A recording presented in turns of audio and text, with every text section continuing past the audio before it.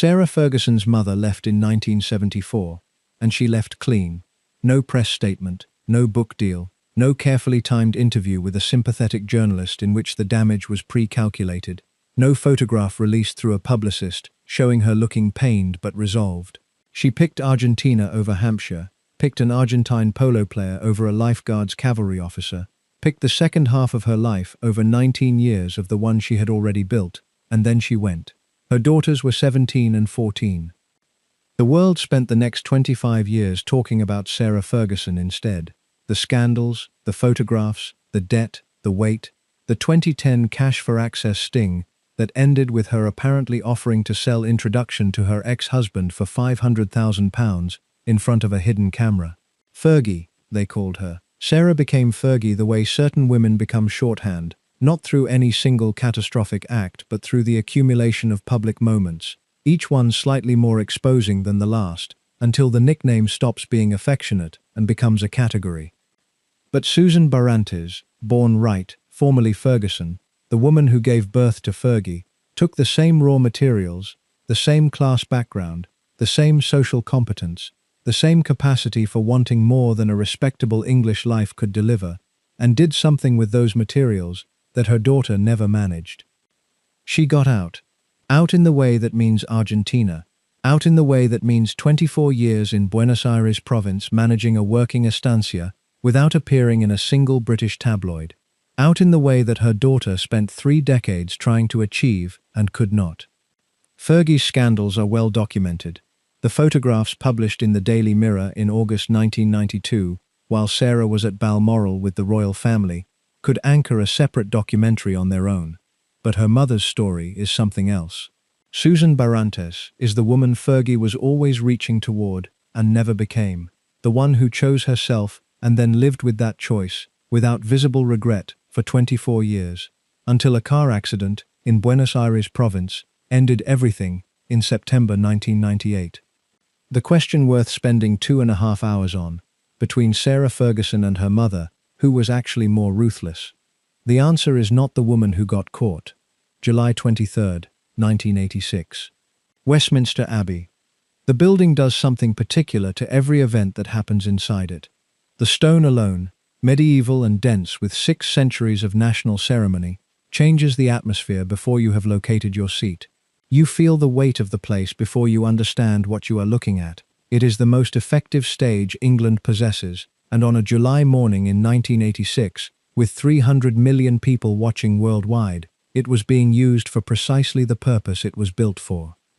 Sarah Margaret Ferguson, 26 years old, former secretary, daughter of a cavalry officer, and a woman who had long since relocated to South America, walked down that aisle to marry Prince Andrew, the Queen's second son. Her dress had been months in construction at Linka Sirac's studio in South Kensington. The 17-foot train featured bees, thistles, and anchors worked into ivory silk. Critics came for it afterward and found material. In the moment, in the Abbey, the dress communicated one thing with precision. This was a major occasion, and the woman wearing it intended to match it. Andrew waited at the altar in naval uniform, visibly and genuinely delighted in every photograph taken of him that day. The Queen sat in the front pew with the composed manner she had maintained through 6 decades of public life. The Queen Mother was present. Charles was there, Diana beside him. Somewhere in that congregation, Susan Barantes sat watching. She had flown from Argentina for this. Whatever else you say about Susan, and there is a great deal to say, she was in Westminster Abbey on July 23, 1986, watching Sarah walk toward a life that Susan herself had walked away from 12 years earlier. Consider what that day meant from where she was sitting. Her daughter was marrying into the family that her ex-husband Ronald Ferguson had spent his professional life serving. Ronald had managed polo for Prince Charles for years. The polo world, specifically, was the circuit through which Susan had met the man she chose over Ronald. The royal family, the polo circuit, the entire world of English upper-class life that Susan had been born adjacent to and then deliberately left, all of it was in that building, assembled and celebrating. Susan watched from the congregation, not introduced to the Queen in any prominent official capacity, present but not central, because in 1986, at her own daughter's royal wedding, Susan Barantes occupied a position complicated by precisely what she had done in 1974. She was the woman who had left. In the social world Westminster Abbey represented, that remained the defining fact about her. She had left her husband, she had left her daughters, she had left England, she had chosen Argentina, chosen Héctor Barantes, chosen a life that had nothing to do with any of the people looking across at her that morning, and watching her daughter marry a prince, she apparently felt fine about all of it. That detail is the one the biographies tend to gloss over, because it does not fit either narrative conveniently available. The tragic abandoned mother pining from Buenos Aires, the available evidence does not support it. The heartless woman who got what she deserved. The available evidence does not support that either. People who knew Susan in Argentina in the 1980s do not describe someone consumed by guilt. They describe someone busy, competent, building something, living a life she had chosen with the full seriousness the choice deserved. She was, by these accounts, happy. That is the most unsettling thing about her, the happiness after the departure. Sarah Ferguson is famous for a sequence of behaviors the British press described as scandalous, undignified, and embarrassing across a 30-year span. The 1992 photographs at a pool in the south of France, the financial crisis that grew through the 1990s into genuine debt of millions of pounds, the 2010 cash for access sting, the weight loss company advertisements, the public apologies followed by the next difficulty. Susan Barantes had no scandals. She gave few interviews. She was photographed occasionally at Argentine polo events, at the 1986 wedding, in Buenos Aires social settings. After Héctor died in 1990, she ran the estancia and declined engagement with the British press when they tried to reach her. She had been not available since 1974. On the surface reading, Susan was the respectable one, and Sarah was the mess. But look at what Susan actually did. She married a man in 1956. She had 2 daughters with him in 1957 and 1959. She lived with him for 17 years at their farm in Hampshire. She met another man through the polo circuit, an Argentine polo player of considerable reputation. She had an affair with him. She decided to leave. She moved to Argentina. She left her daughters, one 17 and one 14, to be raised by their father and eventually by their stepmother. She did not return to England to live. She stayed in South America for the rest of her life. Which part of that is not ruthless? The leaving? People leave marriages. The departure to another country? People relocate. The affair? Affairs happen. What makes Susan's story distinct is the totality of the break, the completeness. The fact that she did not spend the following 2 decades performing the regret that British and American culture demand from women who leave their children. She left. She built something. She lived it. She died in it. Sarah Ferguson's scandals were impulsive. The cash for access meeting has the quality of someone reaching without calculating the distance. The 1992 photographs have the quality of someone moving faster than she could think. The financial decisions that became millions in debt have the quality of someone who could not stop reaching, because the reaching felt like forward motion even when it was not. Susan's choices were not impulsive. The departure for Argentina was a decision. That is what this documentary argues. The woman who never got caught, who never appeared in a compromising photograph, who never had a financial scandal, who never gave an interview that became a tabloid headline, was operating at a level of personal ruthlessness that her daughter, for all her tabloid notoriety, could not match. Fergie got messy, Susan got out. To understand Susan Barantes, you have to understand the world she came from, because that world has to be visible before the leaving makes sense. Susan Mary Wright was born in 1937. Her father was Major Doris Winford Wright, a British Army officer.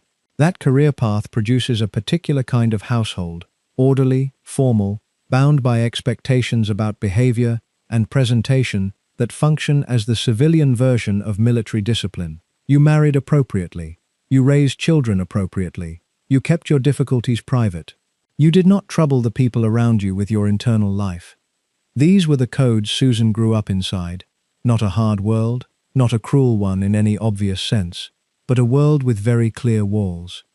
She was attractive in a way that moved beyond simple good looks. Dark-haired, well-presented, possessed of the social fluency that comes from being raised in a milieu where social fluency is treated as a basic competency, like knowing which fork to use, and remembering names, and making conversation with men of standing, without appearing to try. She read rooms. She understood which subjects were worth cultivating and which were better left alone. She was also someone who found the walls constraining. Not visibly, she moved through the expected channels with apparent ease, was appropriate and capable, and an asset, rather than a liability, in every social setting she entered. But she was watching. Women who eventually leave everything are often described, in retrospect by people who knew them before the leaving, as having always been watching. Not unhappy in any dramatic sense, just observant in a way that others read as contentment when it was closer to assessment, cataloguing the world available to them against some standard they had not yet been given the opportunity to apply. Susan Wright was assessing. She moved through the debutante season in the mid-1950s. The formal presentation at court was still happening in those years. Girls of appropriate background were dressed in white, presented to the monarch, and placed, in the most formal possible sense, on the market. The system was designed to produce appropriate engagements. Susan moved through it with the competence she brought to everything else. She met Ronald Ferguson. He was 23 to her 18 or 19, a lifeguards officer. The Lifeguards is one of the two regiments that make up the household cavalry, the ceremonial cavalry units with responsibility for the monarch's protection. An officer of the Lifeguards was not simply a soldier, he was a particular kind of soldier, selected as much for his social background as his military ability, embedded in a social world that overlapped with the minor aristocracy and the court. Ronald was charming, gregarious, sporty, and genuinely good at the things his world valued. He was appropriate. They married in January 1956. She was 18, he was 24. That age deserves a moment's consideration. She was 18 years old. The options available to an intelligent, observant woman of her background in 1956 were not extensive. Marriage to an appropriate man was not one option among many. It was the option. The career possibilities, the educational routes, the alternative modes of self-construction that a woman of her intelligence might have pursued in a different era. None of it was genuinely available in 1956, in the way it would be 20 years later. She did what was available to her. She became Mrs. Ronald Ferguson. That role would occupy the next 17 years of her life. Dartmouth Farm is in the village of Dartmouth, Hampshire, roughly 50 miles southwest of London. A working farm, comfortable without being grand, surrounded by the kind of English countryside where the polo ground is a manageable drive away, and where knowing the right people is both social requirement and practical necessity. Susan moved into this world as Ronald's wife. She ran the household. She managed the social calendar. She was present at the polo matches and the polo parties, visible at the right occasions, the kind of hostess who made the mechanics of her hosting invisible, which is the highest form of the skill, because the invisibility is the point.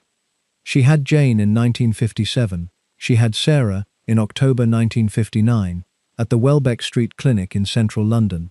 2 daughters, 2 years apart, both eventually sent to boarding school, as was standard in their world, both coming home to Dartmouth Farm for holidays, to a domestic routine that looked, from any exterior vantage point, like a perfectly functional upper-middle-class English family life. From the interior, the available evidence suggests something different. A household organized entirely around the husband's career and the husband's sport is not a partnership. Ronald was the axis. Everything else revolved around him.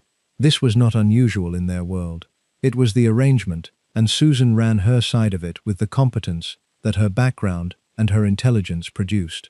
The arrangement also placed her in daily proximity to a man whose wandering eye was not a secret, in a world where pointing at the wandering eye was not an available move, inside a marriage that had been appropriate at 18, and had, somewhere in the intervening years, become something less than what she needed it to be.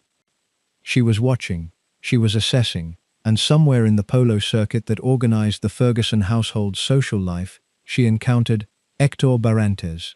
The polo world in England in the 1960s and into the 1970s was organized around a small number of clubs and grounds. The Guards Polo Club at Smith's Lawn in Windsor Great Park was the most prestigious venue. Cowdray Park in West Sussex and Cirencester Park in Gloucestershire were both significant. The social life attached to the sport moved through these venues across the summer season. Wealthy patrons funded the teams. Argentine players filled them. The Argentine players were the reason the whole thing was worth watching. Polo at the international level in the 1970s was dominated by Argentines in a way that had no equivalent in any other sport. The best players in the world were Argentine, had been Argentine for decades, and would continue to be Argentine for decades more. When they came to England for the summer season, they were not guests accommodating their hosts. They were the sport itself, arriving to be seen. Ronald Ferguson's role placed him at the center of this world administratively. He organized Prince Charles's polo, the horses, the team composition, the tournament entries, the logistics of showing up at the right grounds, at the right times, with the right support structure. This role placed Ronald, and by extension Susan, at a specific intersection of the royal world and the international polo world. But the intersection was organized differently, depending on which side of it you stood on. Ronald stood on the organizational side. He was useful to the patrons and the players. He made things happen. His value was instrumental. He was good at managing the complexity of getting the sport done. The Argentine players stood at the center. They were what the complexity was organized around. When a 10-goal player walked into a polo ground, the patrons came to watch. The organizers arranged themselves around his schedule. Susan had spent 17 years on the facilitating side of that distinction. She managed the infrastructure of a polo life, whose center was somewhere else, always somewhere else, never quite where she was standing. Héctor Eduardo Barrantes was born in Argentina in 1935. He reached the 10-goal handicap at the peak of his career. The 10-goal rating is the maximum in the sport. At any given time globally, perhaps 8 to 15 players carry this rating. It cannot be purchased or borrowed, or achieved through ambition alone. It requires specific physical gifts, the kind of early dedication that Argentine polo families made possible by starting their children on horses before they could read, and the thousands of hours of match experience that convert raw talent into something reproducible under pressure. He had also the ease that comes from genuine excellence, at ease with himself in the way that people who have achieved something genuinely difficult sometimes are, not performing warmth to compensate for a deficit somewhere else. He spoke good English, dressed well, moved with the confidence of a man who knew his position in the sport and found that position comfortable. He was, by every account the available record provides, the kind of man that women noticed. Susan noticed. When exactly she noticed, what was said between them, on which occasion the connection shifted in quality, none of this is established in any public document. What we have is the outline of events. By the early 1970s, Susan Ferguson was conducting an affair with Héctor Barrantes. By 1974, she had made her decision. The decision was not impulsive. She would have known what it cost. 17 years inside British upper-middle-class society gives you a clear view of how social judgment works in that world. She knew what the word for women who left their marriages for other men was, and she knew the word would be applied to her. She knew that Ronald, with his social connections and his proximity to the royal family, would likely retain the daughters if the departure was contested. She knew that Argentina meant not being physically present in Jane and Sarah's lives in any continuous way. She knew all of this. She left anyway. This is the specific thing the comparison with Sarah Ferguson turns on. Sarah's characteristic mode is to reach for something and then, when the reaching goes wrong, to be caught in the consequences in a way that is both very human and very publicly uncomfortable to watch. The Cash for Access meeting has that quality. The 1992 photographs have that quality. The financial decisions that became millions in debt have that quality. Susan's departure was not like that. She calculated. She made a decision about the rest of her life with full knowledge of what the decision cost, and then she paid the price with something that looks, from the outside, uncomfortably close to equanimity. That is not Fergie's mode, at all. Héctor Barrantes was born into a family for whom polo was not an aspiration, but a context of life. The Argentine families that dominated world polo in the mid-20th century, the Pierres, the Hegies, the Merlots, the Barrantes, were dynasties in the full sense, multi-generational commitments to excellence in a single discipline, with the advantages of geography and culture and inherited knowledge that accrue to families who have been doing something seriously for a long time. The Pampas gave them the horses, The gaucho tradition gave them the horsemanship. The flat Argentine landscape gave them the polo grounds. The culture that rewarded athletic excellence in the specific form polo demanded gave them the drive. And the economic structure of the Argentine estancia gave them the resources to breed and maintain the animals the sport required. A polo pony bred in the Buenos Aires province in the mid-20th century was a different animal from the horses available to English polo players. Specifically shaped by generations of selective breeding for the qualities the sport demanded: maneuverability at speed, responsiveness to the rider's weight and pressure, the specific neurological profile of an animal that can operate at full gallop, in close proximity to other galloping animals without panic. The Argentines had been developing these qualities for decades. The horses were part of why the Argentine players were better.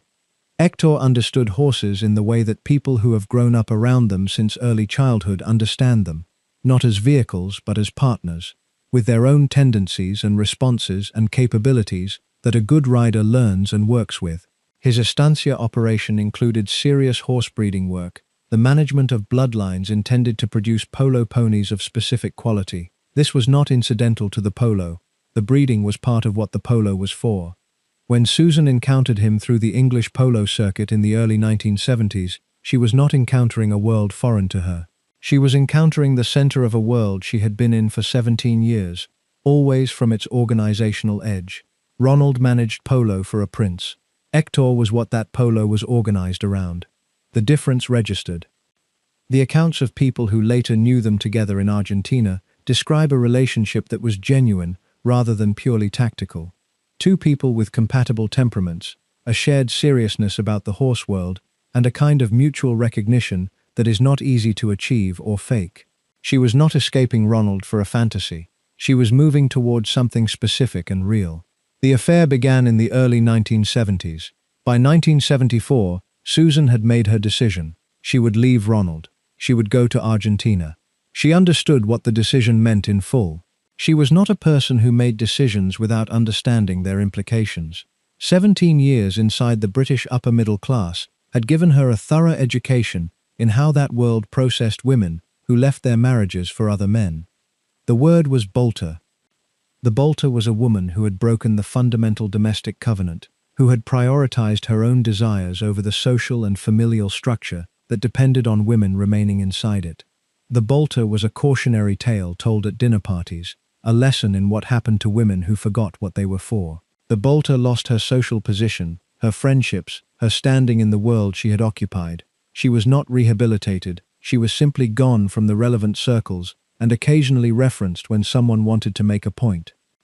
Francis Shand Kidd, who had left Johnny Spencer in 1967 for Peter Shand Kidd, was the bolter that Susan's world knew best. Frances had stayed in Britain. She went to Scotland, to the Isle of Sail, but she stayed within the jurisdiction of English social judgment, reachable by the press when they wanted to reach her. The 1996 interview in which Frances commented on Diana's loss of her HRH title ended their relationship for the final months of Diana's life, and the tabloids reported it with the venom they reserve for women who say the wrong thing about people the public has decided it loves. Frances never left the court in which her verdict was being rendered. Susan moved to Argentina, South America, in 1974, before the internet, before satellite communication, before the technology that makes geography feel negligible. This was genuinely far. The British press could not photograph her over the fence. The social circle she had left could not keep her in its orbit through the normal mechanisms of proximity and gossip. Argentina was out of reach. She had not just left England, she had left the jurisdiction. Whether this was entirely by design, or partly the consequence of geography chosen for other reasons, we cannot establish with certainty. The result was the same. She was beyond the reach of the machinery that had ground Frances and would grind Sarah. The daughters. Jane was 17 when Susan left, old enough that her custody, in any contested proceedings, would have been complicated. A daughter's own preferences carry weight at 17. Sarah was 14. 14 is an age that sits in the middle of adolescent identity formation, with the precision of a wound. Old enough to understand what is happening, young enough that it feels most like a verdict on who you are, rather than a statement about someone else's circumstances. What happens to you at 14 does not feel like something that happened near you. It feels like something that happened to you. Susan left when Sarah was 14. Sarah Ferguson has written about this across 3 decades, in My Story, published in 1996, and Finding Sarah, published in 2011, and in various interviews in between. She wrote with the restraint of someone who loved her mother and was also hurt by her mother, and who understood that the relationship was not reducible to either the love or the hurt alone. The wound is there. You can read it in the shape of the adult Sarah Ferguson that the wound helped produce. The hunger for approval, the susceptibility to relationships that offered validation without steadiness, the financial decisions that often had at their root a logic of purchase. If I have this, I will belong. If I spend on this, I will feel secure. If I project confidence through visible abundance, I will not feel like the girl whose mother chose Argentina. These are inferences from patterns, but the patterns are consistent across decades, and the wound is the most direct explanation. Ronald dealt with the aftermath of the departure in the way men of his class and generation deal with the aftermath of things, by continuing to function, by remaining socially present, by maintaining the activities that organized his life. In 1976, he married Susan Patricia Deptford, who became the girl's stepmother, the replacement wife sharing the name of the departed one. What the second marriage provided: structural replacement for the household that had existed before. What it did not provide: emotional replacement for the specific absence Susan Wright had created. Sarah was at Hurst Lodge School in Sunningdale when the final separation happened. Hurst Lodge in the 1970s had a reputation for its relatively progressive approach, a school that took the arts seriously and attracted students from exactly the social background the Fergusons occupied. Well-off, well-connected, not quite aristocratic, but adjacent to those circles. Sarah was warm and social and not academic, the kind of student who organizes things and makes friends easily and approaches formal learning as somewhat peripheral to the actual business of living. She came home for holidays to a house where her mother was no longer present. She processed this the way 14-year-olds process things, with the whole body, the whole self, the emotional equipment of someone for whom the experience is new and total, and without historical context to make it feel manageable. The processing never quite finished. Ronald Ferguson's 1988 massage parlour scandal, when the news of the world exposed his visits to a South London establishment that offered more than massage, is usually discussed as a standalone humiliation. The Duchess of York's father caught in a sex scandal while he was still managing polo for Prince Charles. But the behavior the story exposed was not new behavior. It was old behavior surfacing in public for the first time. Ronald Ferguson had been this kind of man for decades. Susan had known it. The marriage had accommodated it, because in their world accommodation was what marriages did.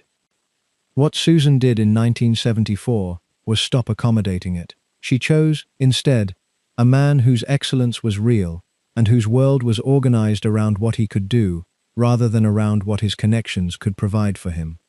She went to Argentina, El Pucará. The estancia belonging to Héctor Barrantes is located in Buenos Aires province, in the belt of agricultural land south and west of the capital city, that has been polo and cattle country since the 19th century. The Buenos Aires province does not merely host polo, it produces it. The flat, grass-rich pampas, the climate suited to horse breeding, the culture of horsemanship embedded across generations in the families that work and own the land. All of it conspires to make this region the center of world polo in a way that has not changed across a century. The estancias of the Buenos Aires province are not English country houses with polo grounds attached.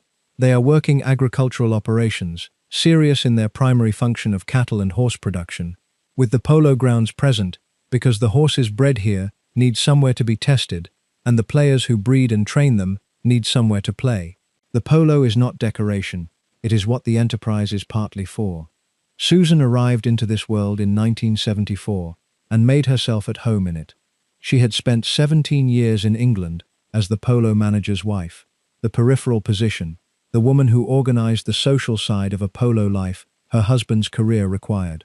She had been indispensable to the machinery without being central to the sport itself. This is a specific kind of position that intelligent women embedded in institutional worlds often occupy.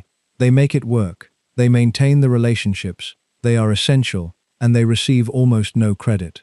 The position she entered in Argentina was different.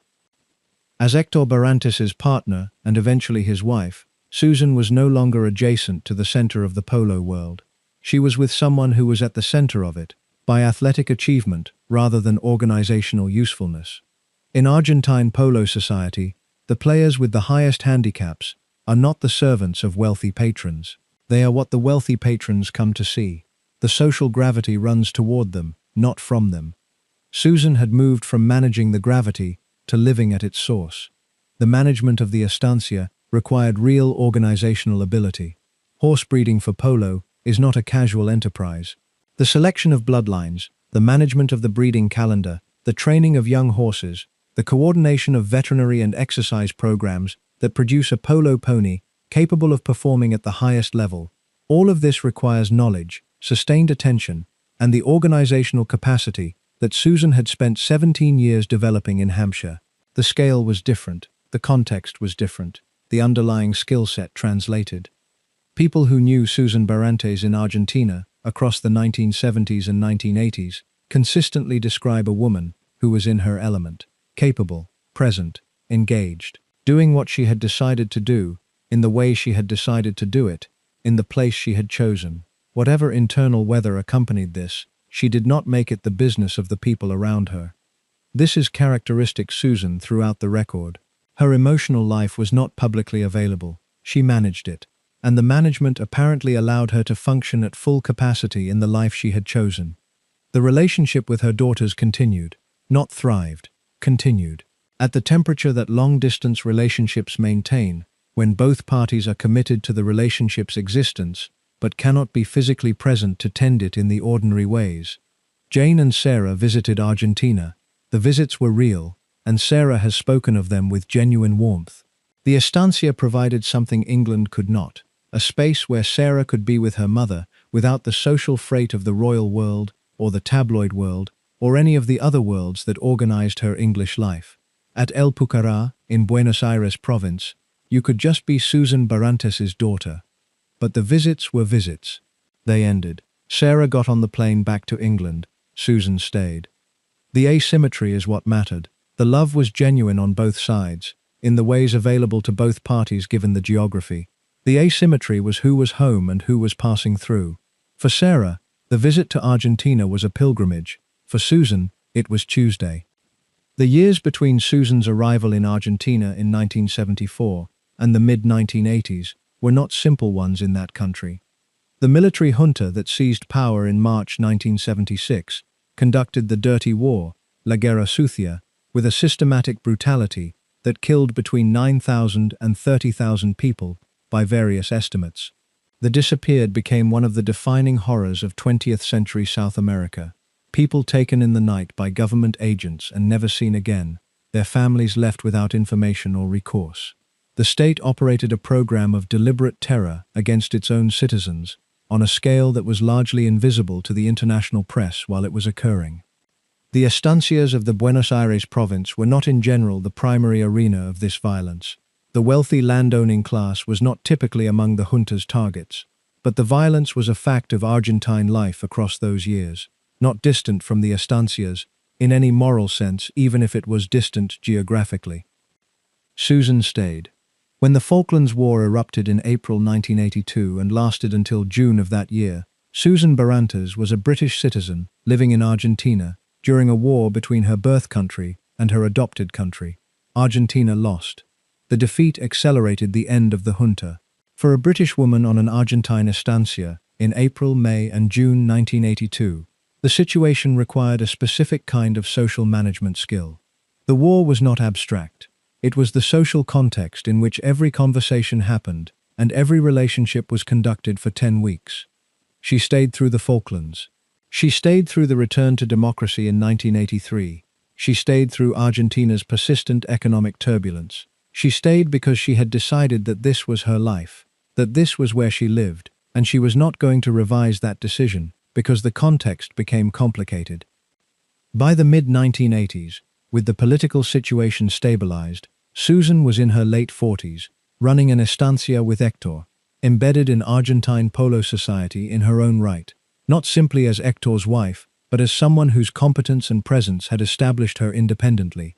She was known, she was part of the world she had moved to. Her younger daughter was about to become a duchess. The announcement of Sarah Ferguson's engagement to Prince Andrew was made in March 1986. The couple had been publicly linked since early in the year. Andrew had met Sarah at a polo match at Windsor, where Ronald Ferguson was still managing Charles's polo activities. The polo world had produced the match, as in some sense, it had produced everything in the Ferguson family's story. The British press received the engagement with warmth it would take several years to withdraw. Sarah was, at that point, exactly what the press needed. Someone in the royal circle, who was accessible, funny, willing to give them material without apparently trying, and not Diana.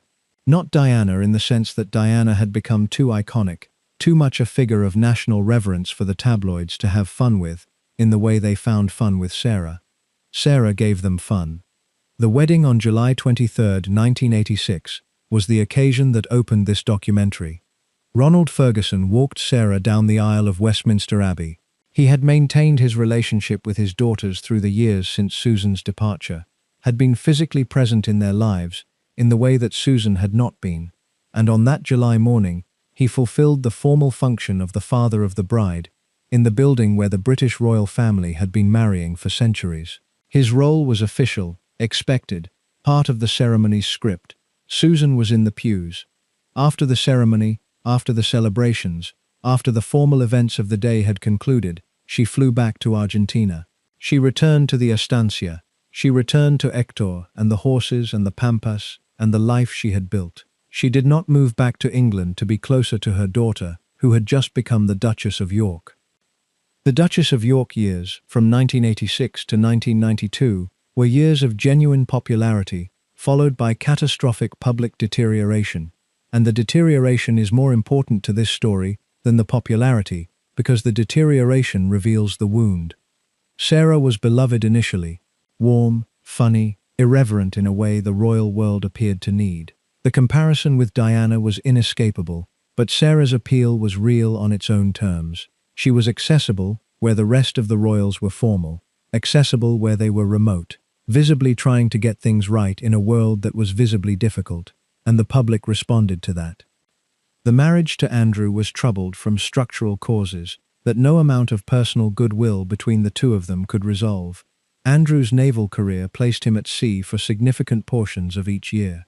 Sarah's need for company and stimulation, and the constant social engagement that was not a luxury for her, but a functional requirement, was not well met by a husband who was frequently absent, and a palace environment that was controlling about what a royal wife was permitted to do with her time.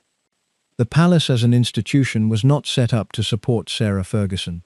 It was an institution that had been managing royal wives for a long time, managing in the sense of containing rather than supporting.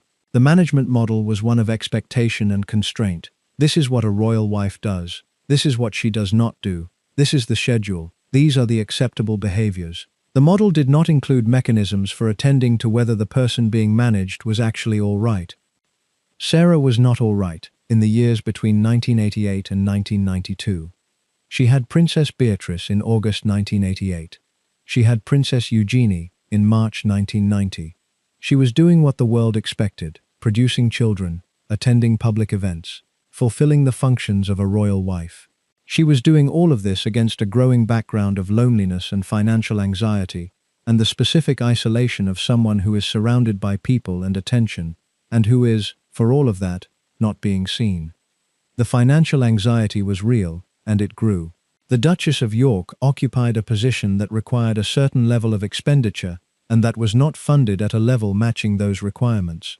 She spent on things she could not afford, because the things she could not afford were what the position required.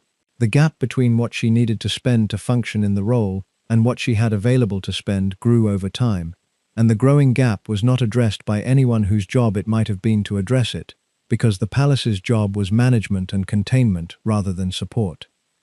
In June 1990, Hector Barrantes died. The cancer had been diagnosed at some point before his death, progressing through whatever period the illness required before it took him. He was 55 years old. Susan was with him at the estancia. His death happened in Buenos Aires province, in the country where they had built their life together.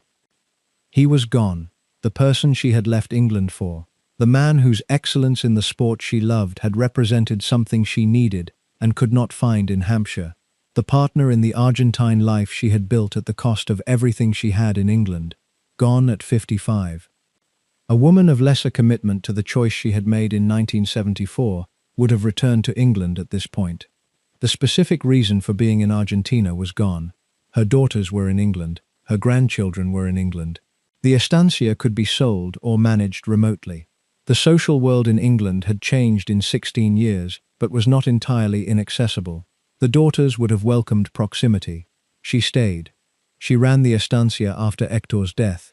She managed the horse breeding, the cattle, the land, the staff, the relationships she had built over 16 years in the Argentine polo world. She was not paralyzed. She was a capable person who had made her life in a particular place and who continued to inhabit that life when the person at the center of it was no longer present. This, more than the 1974 departure, is the truest measure of Susan Barrantes. Anyone can leave. Staying, after the reason for the leaving has been taken by death, when the return is genuinely possible, when the alternatives are available, that requires a different order of commitment entirely. In England, Sarah's marriage was collapsing. The formal separation of Andrew and Sarah was announced in March 1992. The marriage had stopped functioning as a marriage. Andrew was at sea, and Sarah was in London, and the arrangement was not, from the inside, what it looked like from the outside. In August 1992, the Daily Mirror published photographs taken at a swimming pool in the south of France. The photographs showed Sarah with her financial advisor, John Bryan. They were intimate in a way that admitted no favorable interpretation. They ran while Sarah was at Balmoral with the royal family for the summer, which meant the Queen first encountered them at the breakfast table in the newspapers that arrived at the castle each morning. The photographs were the end of whatever remained of the palace's tolerance for Sarah Ferguson. They could not be managed, they could not be explained. They were what they were. Susan Barrantes was in Argentina when the photographs ran. There are second-hand accounts suggesting that she told people in her circle that she was embarrassed by her daughter's conduct. This is plausible. Susan was not a woman who found it acceptable to make your private life visible to cameras. She had spent 20 years building a life designed to be invisible to the press. Whether she actually said this, or in those words, the available record cannot confirm. What the available record confirms, she did not give the interview about the photographs. She did not appear on British television to contextualize her daughter's behavior. She was in Buenos Aires. The contrast with what Sarah was doing is precise. Sarah was in the full headlights of the public consequences. She was dealing with the palace, with the press, with Andrew, with her children. She was visible in every possible sense. The visibility was not chosen, it was the condition of her life, the water she was swimming in. Susan had chosen invisibility. She had been maintaining it since 1974. She maintained it through the August 1992 crisis, and through the remainder of the decade, through Sarah's divorce in 1996, and through the various financial and personal stories that the tabloids ran about Sarah across those years. The 1990s were the decade in which Sarah Ferguson went from royal wife to cautionary tale in the British public imagination, and they were the decade in which Susan Barrantes ran an estancia in Buenos Aires province without producing any tabloid material at all. Sarah tried to build something through those years. She wrote books, she appeared on talk shows, she launched products and brand partnerships. She tried to construct a life from the materials that her royal years had left her, which included considerable public recognition and considerable debt, and no clear sense of what professional form a former royal wife was supposed to take in 1990s Britain. Then came the 2010 incident. A journalist working undercover for the News of the World approached Sarah, posing as a businessman seeking access to Prince Andrew, who was at that point the UK's special trade envoy. The hidden camera footage that emerged showed Sarah apparently agreeing to facilitate a meeting with Andrew in exchange for £500,000. The footage ran. The consequences were immediate. This is the incident that people cite as evidence of Sarah's most catastrophic judgment. And the judgment was catastrophic. But it also has the quality that characterizes every significant failure in her public life. The reaching without calculating the distance, the pursuit of a resource she believed would make her feel safe, the specific move of someone who has been managing financial anxiety for so long that the anxiety has colonized her decision-making. She was not trying to corrupt Andrew. She was not running a sophisticated scheme. She was doing what she had been doing since the age of 14, in different forms and with different materials, reaching for something that promised security, in lieu of the specific security she had not been given the developmental foundation to produce internally. The wound was still there in 2010. It was still there. In Buenos Aires province, Susan had been dead for 12 years. 1997. August 31st, 1997. Princess Diana died in the Pont de l'Alma tunnel in Paris. She was 36 years old. The world's response was, even by the standards of mass public grief, extraordinary. The flowers outside Kensington Palace accumulated until the building was barely visible behind them. The queues to sign condolence books stretched for hours. Earl Spencer's eulogy at Westminster Abbey, aimed at the institution as much as at the woman it mourned, produced applause inside a building where applause at a funeral had not been heard within living memory. Sarah and Diana had a complicated friendship. They had known each other before either married into the royal family. They moved through the same world at the same time, subject to the same pressures, targeted by the same press machinery, and their relationship had the specific texture of two people who understood each other's situation from the inside, without always managing to be what the other one needed. Diana's death was a loss for Sarah on multiple levels. Personal grief, the removal from the world of the one person who had lived something comparable to what Sarah had lived. Susan Barrantes was in Argentina when Diana died. She was 60 years old, running her estancia in Buenos Aires province. 13 months and 19 days later, September 19, 1998, Susan Barrantes was in a car traveling near the town of Mercedes in Buenos Aires province when the car went off the road. She died in the accident. She was 61 years old. The news reached England through the wire services. Brief because the available information was brief. Car accident. Buenos Aires province. The estancia. The relationship to Sarah Ferguson. The note that she had been gone from England since 1974. The coverage had the particular quality of coverage that attaches to someone who was adjacent to fame rather than famous herself. Sarah Ferguson was devastated. This is not a reconstruction. It is in the record. She has said it in various interviews across more than 25 years since September 1998, and the grief she describes has the quality of grief that has not diminished with time. The grief not only for the person lost, but for the relationship that ended before it was finished, before the things that needed to be said had been said, before the unresolved thing between them had been resolved. What was unresolved was not simple. The love was real. The wound was also real. The two things existed simultaneously, and neither cancelled the other. You can love someone completely and still be damaged by what they chose. The grief for someone you loved and were also damaged by has a specific quality. It is grief for the person, and it is also grief for the version of the relationship that did not exist and now can never exist. The version in which the wound was acknowledged and the damage was processed and something complete resulted. Sarah and Susan did not have that relationship. They had the relationship available given the specific geography and history of their situation. Visits to Argentina, expensive international telephone calls, letters, the periodic reunion, and the recurrent separation. A relationship conducted around an absence, with the absence at its center. The accident ended the possibility of anything more. Susan was buried in Argentina. She had not been resident in England since 1974. She did not return to England to die. There was no final reckoning with the judgment that the British social world had maintained on her for 24 years. She died in Buenos Aires province, near the estancia she had managed for 24 years, and she was buried in the country she had chosen. That is a final measurement of commitment that is almost impossible to misread. She chose Argentina in 1974. She chose it again when Hector died in 1990, and she stayed. She chose it every year through the 1990s, when Sarah's public difficulties might have seemed to argue for a mother's presence in England. She chose it when she died, and she chose it in her burial. Ronald Ferguson died 5 years later, in March 2003. He was 71 years old. He had outlived Susan by 4.5 years.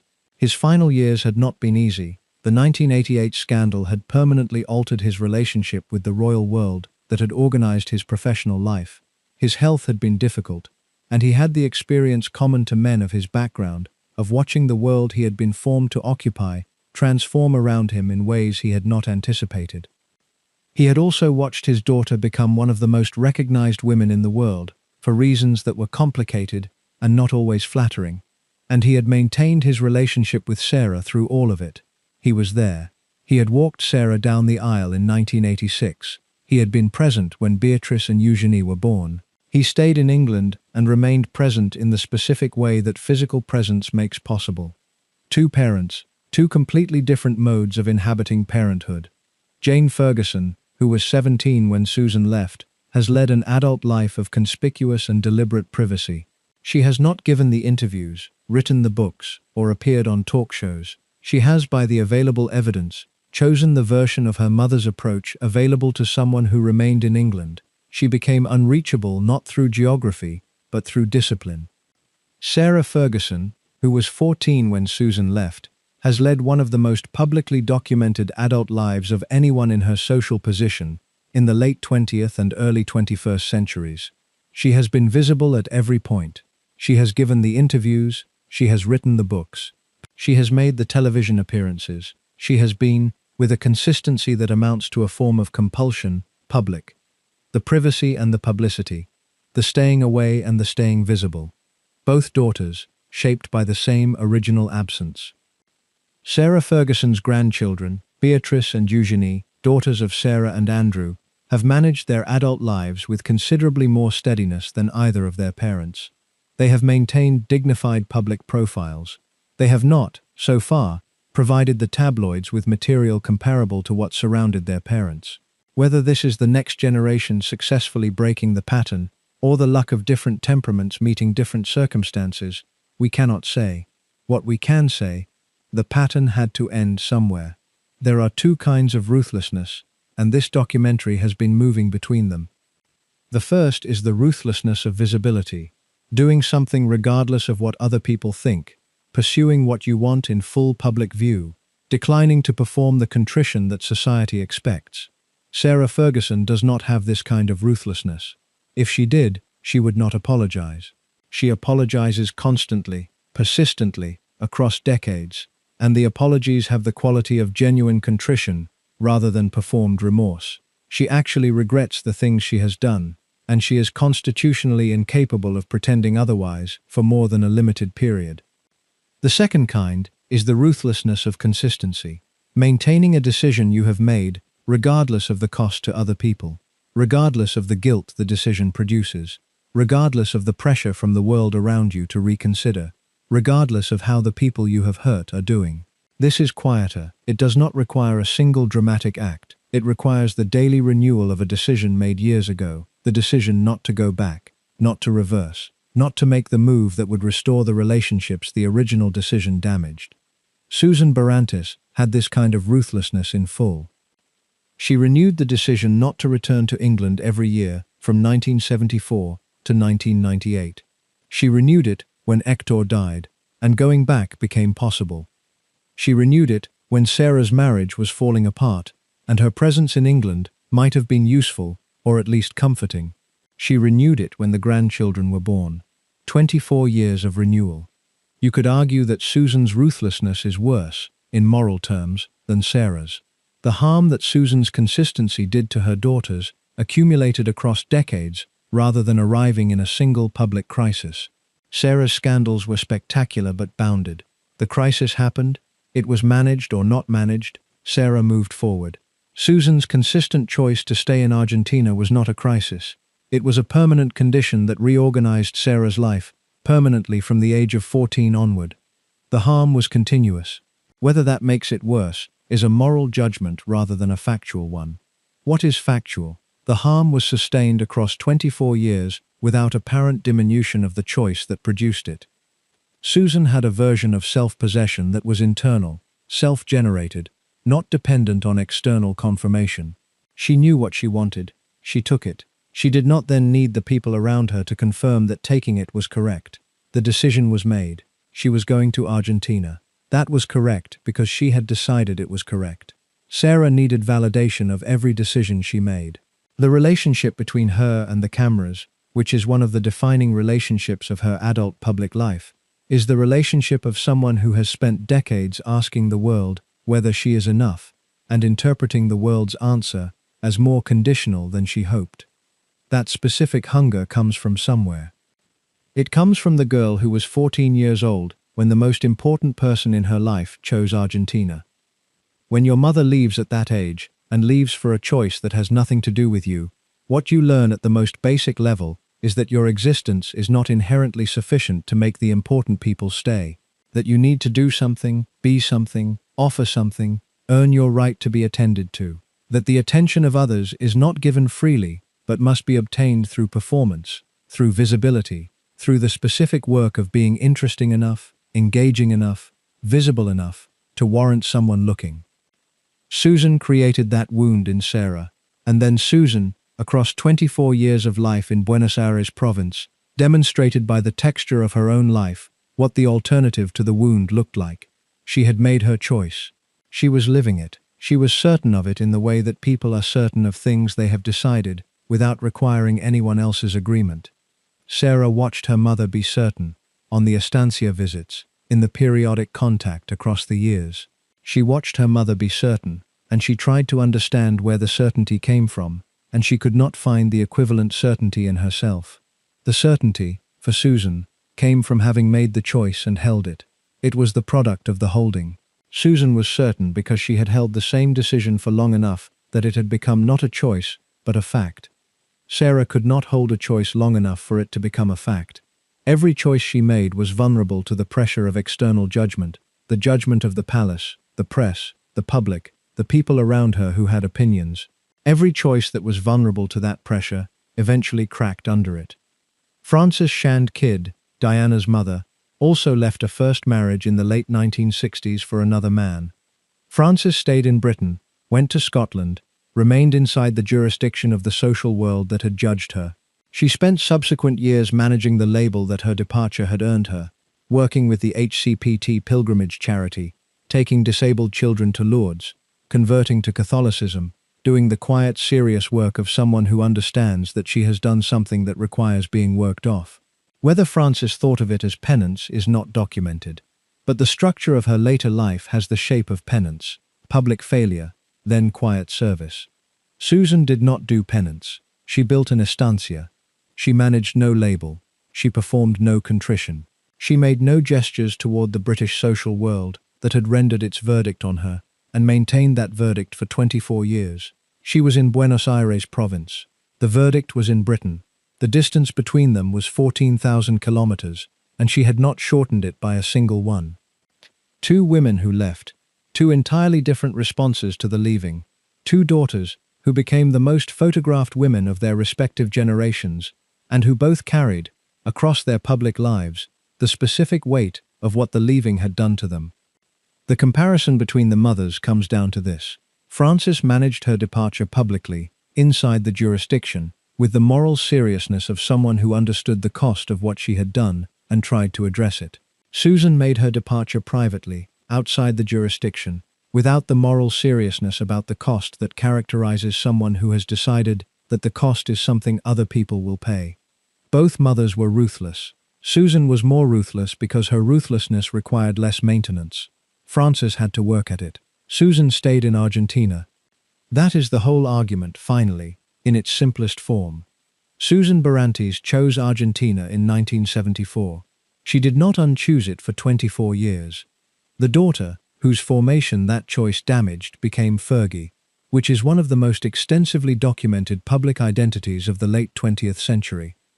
The mother whose choice produced that damage became an absence in the public record of her daughter's life, present for the estancia visits, present at the 1986 wedding in the pews, present in the grief Sarah expressed after September 1998, absent for everything else. In her absence, she was more ruthless than everything her daughter's very public presence ever produced. The ruthlessness is in the 24 years. The ruthlessness is in the estancia continuing after Hector died. The ruthlessness is in dying in Buenos Aires province and being buried there. The ruthlessness is in the clean departure of 1974 that produced, in The Daughter Left Behind, the specific hunger that organized the spectacular public life of Fergie across 3 subsequent decades. Sarah Ferguson's mother was more ruthless than Fergie ever was. The evidence has been in front of us the whole time. The world Susan Wright was born into. The Britain of 1937, the year of Susan's birth, was a country organized around assumptions that would survive the war and persist, only slightly altered, into the 1950s, when Susan was of marrying age. For the specific stratum she occupied, the professional upper middle class, specifically the army officer families and their adjacent social world, the war had changed the backdrop without changing the script. The script said this: a girl of appropriate background made her debut into society at approximately 18, moved through a season of parties and balls and country house weekends, designed to produce an engagement, and married a suitable man by 20 at the latest. After marriage, she managed his household, organized his social life, bore his children, and supported his career. She did not have a career of her own. She did not have ambitions of her own. Or if she had them, she did not articulate them in terms that the world around her would recognize as legitimate. She was, in the most complete sense available to the mid-20th century British upper middle class, a function. A function that required, for its successful performance, considerable intelligence, social skill, organizational capacity, and what her world called character. These qualities were admired in women of her background. They were simply not recognized as the professional competencies they were. Susan Wright had all of them. She was striking in a way that went beyond simple prettiness. Dark-haired, well-dressed in the specific way that means appropriate rather than fashionable, possessed of the social fluency that in her world was taught alongside French and the rules of good correspondence, and how to seat a dinner table without causing offense to anyone with a title. She read rooms. She understood which subjects were worth cultivating and which were better left alone. Her father, Major Doris Winford Wright, was a British Army officer. The Wrights were not wealthy in the way that the British upper class defines wealthy. No ancient title, no ancestral estate. They were what the British prefer to call comfortable, which means sufficient money, good family connections, and the right education. They occupied the stratum just below the aristocracy in the British hierarchy, close enough to that world to know its rules fluently, not elevated enough to take those rules for granted. Susan absorbed the rules of her world with the efficiency of someone who is more intelligent than the world she has been given, and who therefore learns its rules faster and with more comprehensive understanding than the world expects. She was not learning them because she found them interesting. She was learning them because they were the operating system of the only world available to her, and understanding an operating system thoroughly is the prerequisite for doing anything useful with it. The debutante season in the mid-1950s was still operating with the gravity of a ceremony that genuinely mattered to the people inside it. The formal presentation at court, the ritual curtsying to the monarch in white dress and gloves, was abolished in 1958. Considered too anachronistic even by the standards of a country that maintained an extraordinary number of anachronisms. But in the mid-1950s it was still happening, and the season organized around it was still the primary mechanism through which girls of appropriate background were introduced to appropriate potential husbands. The balls were real balls, held in the London houses of families wealthy enough to provide them. The country house weekends were real weekends, organized with the precision of military exercises, with guest lists carefully constructed to ensure that the right people were placed in proximity to one another for sufficient time that appropriate connections would develop. The mothers of the girls being presented took the season seriously because the stakes were real. A successful season meant an appropriate engagement. An unsuccessful season meant a second year, with the social implications of a second year. Susan moved through her season with the competence she brought to everything else. She met Ronald Ferguson. He was 23 to her 18 or 19, a lifeguards officer. The lifeguards is one of the 2 regiments that make up the household cavalry, the ceremonial cavalry units that guard the monarch and perform the rituals that the British monarchy requires cavalry to perform. An officer of the lifeguards was not simply a soldier, he was a particular kind of soldier, selected partly for his military competence, selected also for his social background, and his ability to carry himself with the bearing that his regiment required. embedded in a social world that overlapped with the world of the minor aristocracy and the court. Ronald was good-looking in the sporty, outdoor English way. He rode well and shot well and played polo. He moved through the social world of the regiment with the confident ease of someone who had been trained for exactly this environment from birth. He was appropriate. He was present. He asked the right questions and laughed at the right moments, and in the specific chemistry of the debutante market, he was what the market was designed to produce. They married in January 1956 and moved to Gordonstoun Farm. For 17 years, she was Mrs. Ronald Ferguson. She organized the household. She managed the social calendar with the intelligence the job required, because a social calendar that is managed badly is a social calendar that damages the professional relationships it was supposed to support. She attended the polo matches and the polo parties and the polo dinners that Ronald's increasing involvement in the sport required.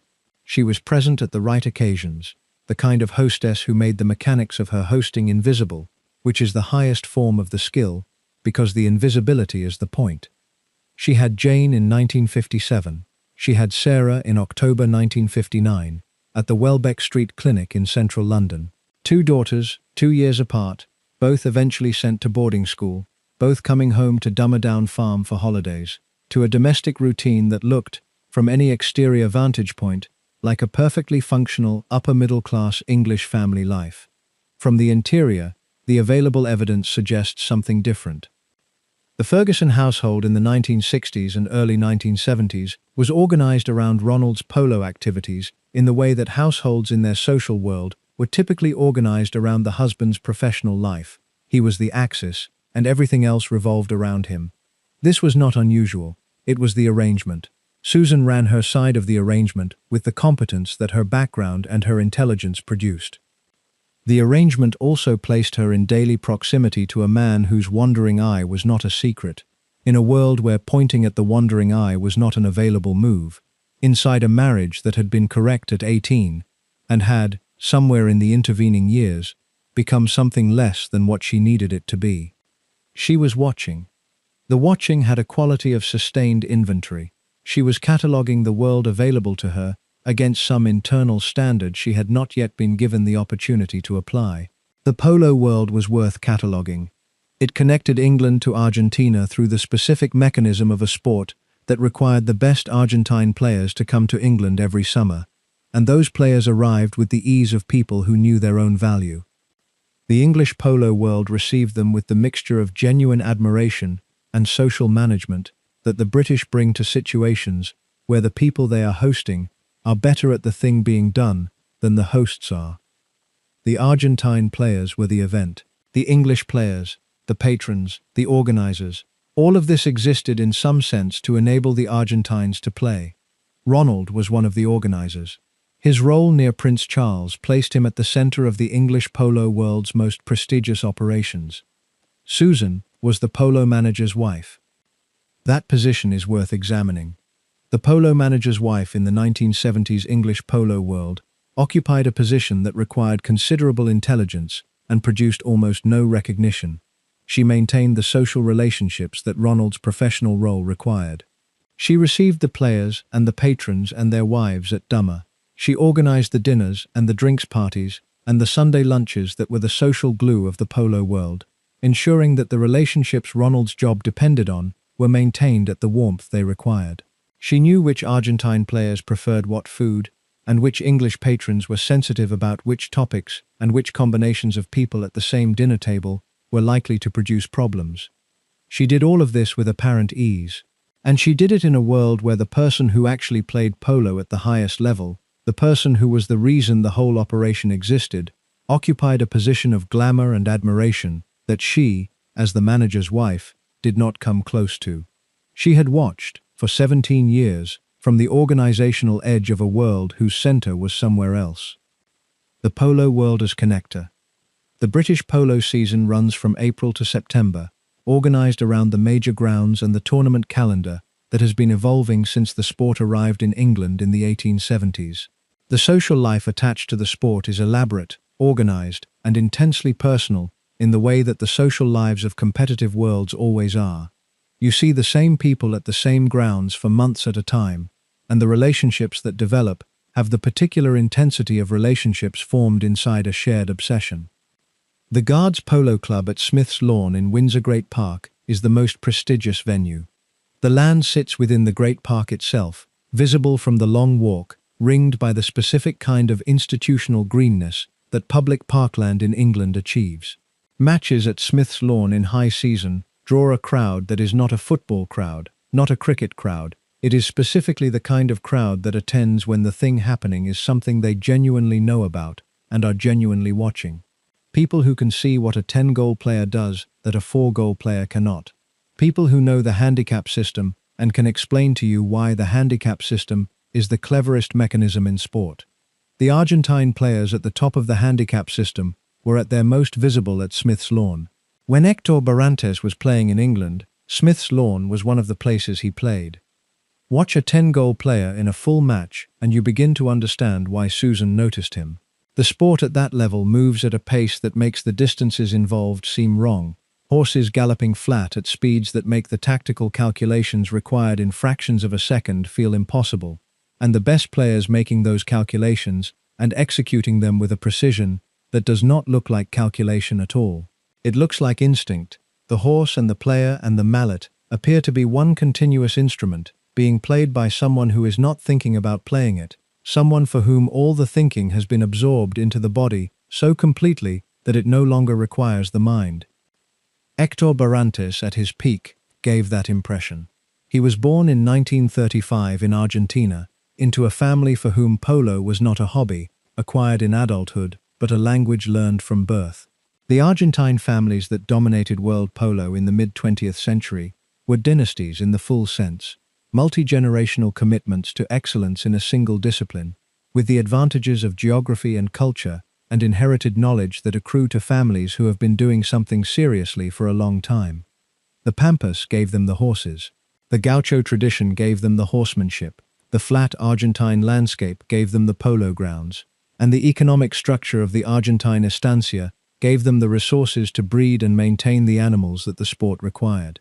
A polo pony bred in the Buenos Aires province in the mid-20th century was a different animal from the horses available to English polo players, specifically shaped by generations of selective breeding for the qualities the sport demanded: maneuverability at speed, responsiveness to the rider's weight and pressure, the specific neurological profile of an animal that can operate at full gallop in close proximity to other galloping animals without panic or hesitation.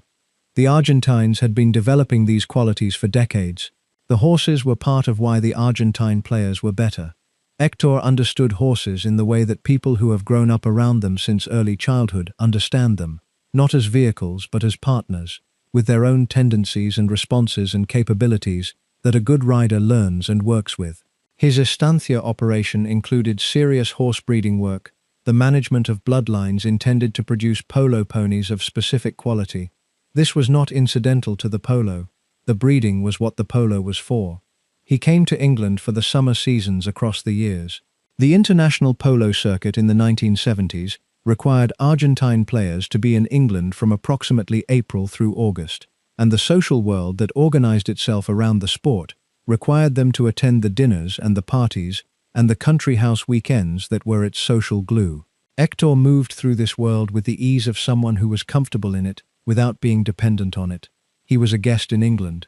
He was also, within the polo world, more important than most of his hosts. This distinction was not lost on Susan Ferguson. She had spent years managing the social side of a polo world whose center was always somewhere else. Ronald managed polo for Prince Charles. Prince Charles was the patron. The Argentine players were the sport. Susan managed the infrastructure that kept the patron engaged and the players scheduled and the whole arrangement running. She was indispensable to the machinery. She was not close to its center. When she and Hector began to connect seriously, the specific quality of what she was moving toward was not simply a man she was attracted to.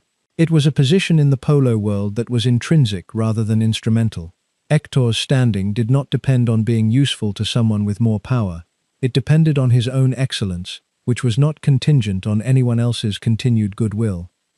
The affair developed through the early 1970s. Exactly when is not established in the public record.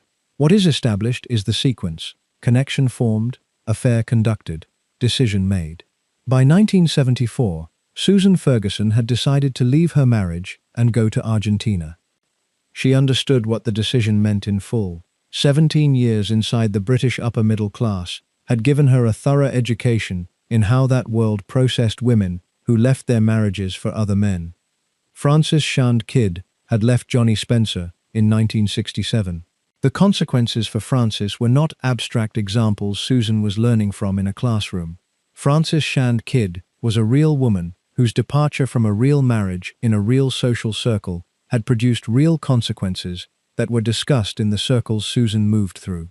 The word bolter was applied to Frances.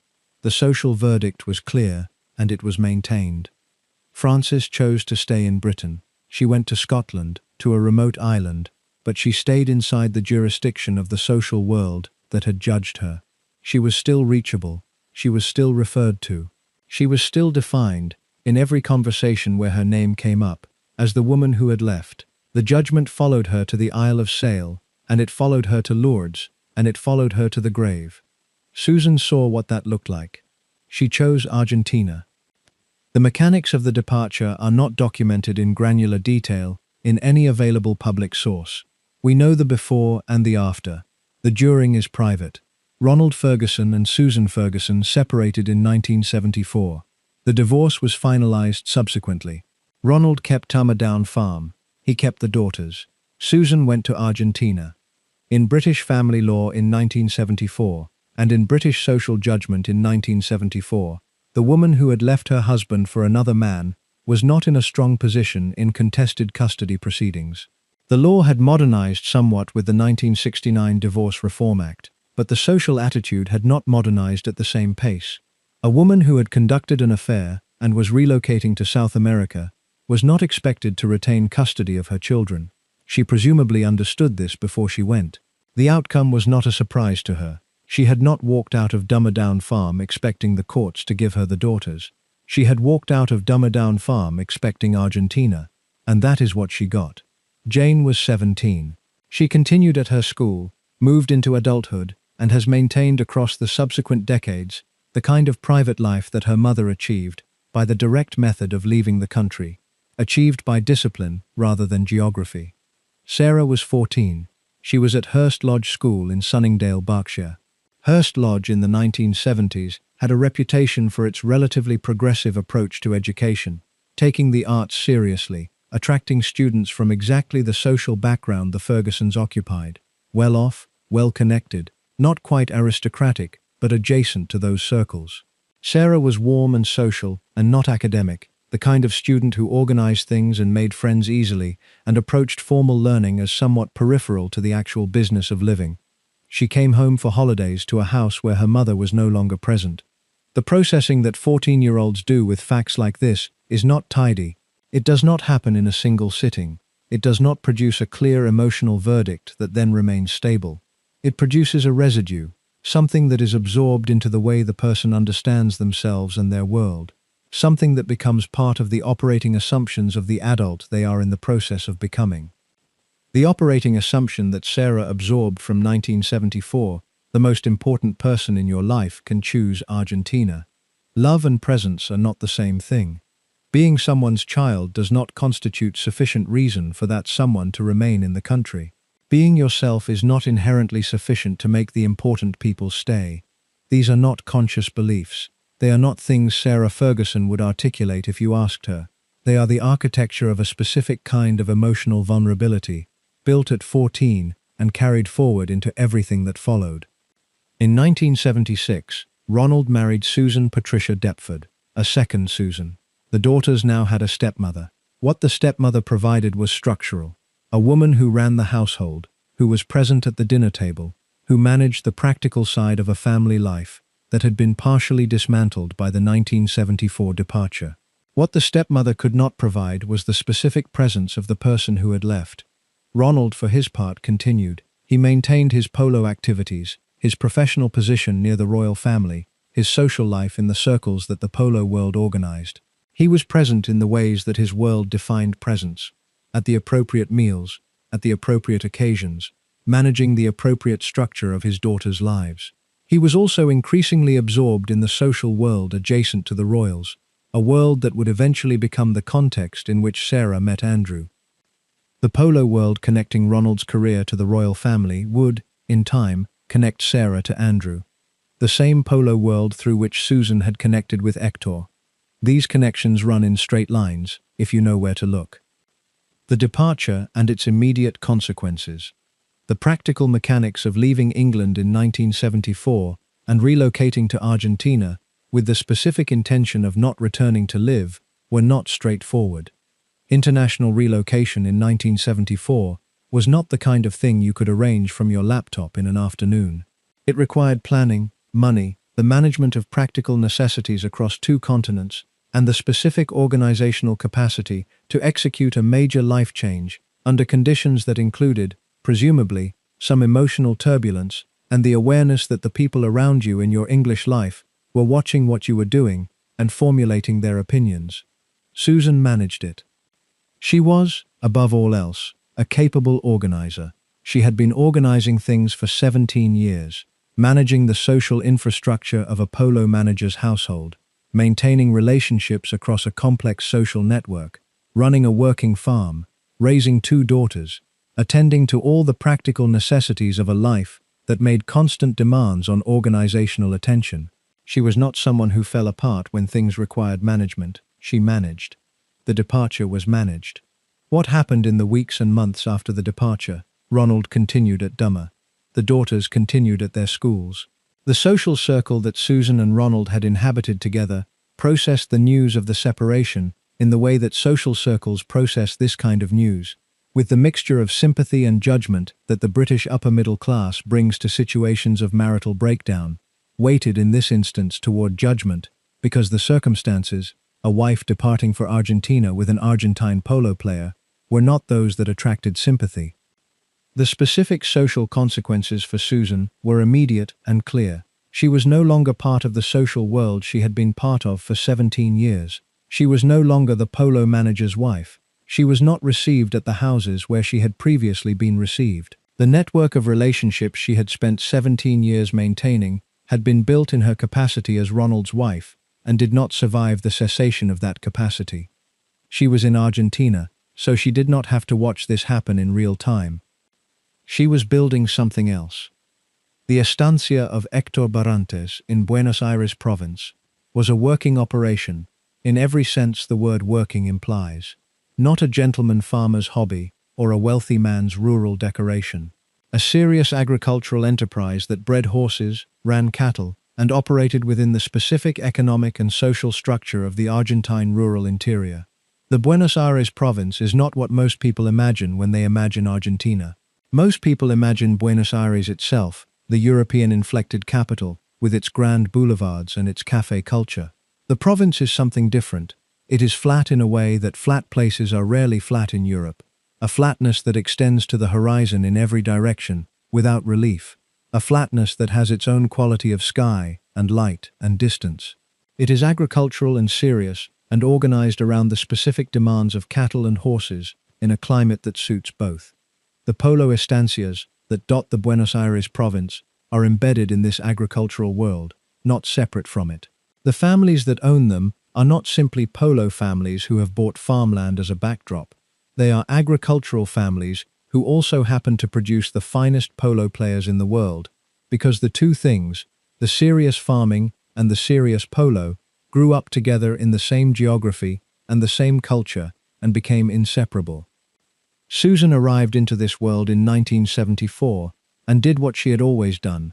She learned its requirements, developed the skills it demanded, and made herself essential to its operation. She had spent 17 years learning the English polo world from its organizational edge. What she brought to Argentina was not only that knowledge, but the deeper competence it represented, the ability to manage complex operations involving people, animals, money, logistics, and social relationships, simultaneously and without visible effort. The estancia demanded all of these things. She supplied them. The horse breeding side of the operation was the most technically demanding. Polo pony breeding in the Argentine tradition was not a casual enterprise. It involved the careful management of bloodlines going back generations. the selection of stallions and mares for the specific combination of physical traits and temperamental qualities that produced animals capable of performing at the highest level of the sport.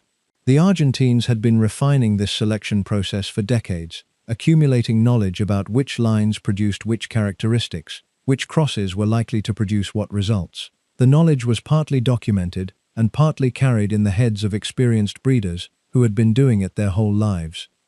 Susan learned this world with seriousness, not superficially, not in the way that someone learns a world in order to appear comfortable in it.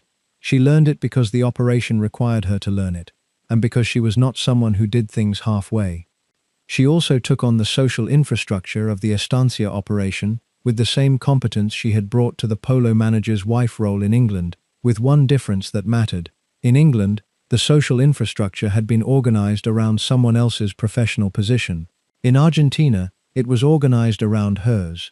The estancia was hers and Hector's together. The relationships she maintained with the families and players and patrons of the Argentine polo world were her relationships, maintained in her own name and serving her own operation. That is not a small distinction. The daily texture of estancia life in the Buenos Aires province in the 1970s and 1980s was shaped by the agricultural calendar, the breeding season, the seasons of the polo calendar, the rhythms of the cattle operation, the weather patterns of the pampas that determined when what could be done and when. The horses occupied the center of the operation, as they occupied the center of the Argentine polo world. They were bred on the estancia, trained on the estancia, and eventually sold or fielded in matches. The best ones were the ones that went to the highest level play. Susan was present in this operation every day. She was not in Buenos Aires attending parties while the estancia ran itself. She was on the estancia, in the practical daily work of running a serious agricultural and sporting enterprise. The accounts of people who knew her there in those years used the word capable with frequency. They also, less frequently, used the word content. That contentment, visible to the people around her, is the most subversive fact about Susan Barrantes. She left England in 1974 under circumstances that her English world described as a disgrace, and she was content in Argentina, not performing contentment for the benefit of people who might report back to England. Actually content, actually in her element, actually, as several accounts put it, happy. This is not the story that the Bolter narrative requires. The Bolter narrative requires either punishment or guilt. It requires that women who leave their children for men in other countries suffer for the leaving. It requires that the suffering be visible, that the guilt be demonstrated in ways that restore the moral order that the departure disrupted. Susan did not provide that. She was in Argentina and she was fine. The daughters were not fine, in the same sense. They were managing what 14-year-olds and 17-year-olds manage when the organizing structure of their world is partly removed. But managing is not the same as fine, and the management had costs that took decades to become fully visible. When the daughters visited Argentina, and they did visit, Sarah in particular has spoken of these visits with a warmth that the geography of the relationship makes poignant. The estancia was the one place where Susan was simply Susan, where the social freight of the British world and the tabloid world, and the specific public identity that eventually attached to Sarah's life, did not follow her. At the estancia you were riding horses and eating dinner, and talking to people whose frame of reference was Argentine polo rather than the British royal family, and for Sarah, this temporary removal from her usual context appears to have been something genuinely restorative. But she always left. She always got on the plane back to England. Susan always stayed. The Argentina years, dirty war, Falklands, and continuing. The years between Susan's arrival in Argentina in 1974 and the mid-1980s were not simple ones in that country, and this needs to be said directly, because the political context in which Susan chose to remain matters for understanding the nature of the choice. The military junta that seized power in March 1976 conducted the dirty war with a systematic brutality that killed between 9,000 and 30,000 people by various estimates. The method was deliberate. People were taken in the night by government agents, held in clandestine detention centers, tortured, and in the majority of cases killed. Their bodies were disposed of without information being given to their families. The families were left not knowing whether their relatives were dead or alive, which was itself a form of terror. The desaparecidos, the disappeared, became one of the defining horrors of 20th century South America. The estancias of the Buenos Aires province were not the primary arena of this violence. The wealthy landowning class, including the polo-playing families, was not typically among the junta's targets. The junta's targets were political activists, trade unionists, journalists, teachers, students, and members of left-wing groups, actual and suspected. The world of the Buenos Aires province polo estancias was a world of landowning families who were, in the political context of the time, on the wrong side of the class divide for the junta's attention in the way that the disappeared were not. This does not mean that the violence was invisible from the estancias. It means that the people on the estancias were not the ones being disappeared. How Susan Barrantes processed living in a country conducting a systematic program of state terror against its own citizens, we cannot know. She did not write about it. She did not give interviews about it. The internal experience of an English woman on an Argentine estancia during the Dirty War is not accessible from the available public record. What is accessible? She stayed. She stayed through the Dirty War. She stayed through the return to democracy in 1983. She stayed through the economic turbulence that followed, through the debt crises that made Argentina economically chaotic through much of the 1980s, through all the complications that the country produced. The Falklands War in 1982 deserves its own moment, because the specific situation it put Susan in was one with no easy resolution. Argentina invaded the Falkland Islands on April 2, 1982. The islands were a British overseas territory, populated by British settlers who had been there for generations. The British government under Margaret Thatcher decided to fight to retake them. The war lasted 10 weeks. Argentina lost. The defeat was a military humiliation for the junta and contributed to its collapse and the eventual transition to civilian government. During those 10 weeks, Susan Barrantes was a British citizen living in Argentina, running an estancia, embedded in Argentine society, with a man who was Argentine, in a country at war with her birth country. The social situation this created for her was specific and not comfortable. Argentina was not a neutral country. The war was not a distant event. The Argentine public was engaged with it. The newspapers, the radio, the conversations in every social setting were organized around the war, around the Argentine military's performance, around whether the islands would be retaken. The emotional investment of Argentines in the outcome was intense. Susan was in a social world where she was the British woman, which is a position with a specific quality when your birth country and your adopted country are shooting at each other. She handled it. She stayed. She maintained her relationships with the Argentine polo families, maintained the operation of the estancia, continued to be part of the world she had built, whether this required specific social management or whether the relationships she had built over 8 years were strong enough to carry her through the awkwardness without explicit management, we cannot say. What we can say is that she did not leave. When Argentina lost in June 1982, the defeat reorganized Argentine politics in ways that eventually produced the return to civilian government under Raúl Alfonsín in December 1983. The transition to democracy was real. Argentina became a functioning democratic republic. The economic challenges that followed were severe, but they were civilian challenges rather than military authoritarian ones. Susan continued in Argentina through all of this. By the mid-1980s, with the political situation stabilized, she was in her late 40s, running an estancia with Héctor, embedded in Argentine polo society in her own right. Not simply as Héctor's wife, but as someone whose competence and social presence had established her independently. She was known. She was respected. She was part of the world she had moved to. Her younger daughter was about to become a duchess. The announcement of Sarah Ferguson's engagement to Prince Andrew in March 1986 reached Susan in Buenos Aires province. The engagement was not a surprise, in the sense that the relationship had been developing, and the British press had been speculating about it for months. It was perhaps a surprise in the specific sense that a mother who has not been physically present in her daughter's life for 12 years sometimes gets the surprise of watching someone you know, in one way, become someone the world knows in another way, in a single public announcement that changes the scale of everything. Sarah was going to marry a prince. Susan flew to London for the July 23 wedding. The 1992 crisis, and the years of deterioration. The formal separation of Andrew and Sarah in March 1992 set in motion a sequence of events that accelerated, rather than interrupted, in the months that followed. In the summer of 1992, Sarah was at various points in various places: London, the south of France, Windsor. The marriage was over in the practical sense, whatever its formal legal status. Andrew was at sea.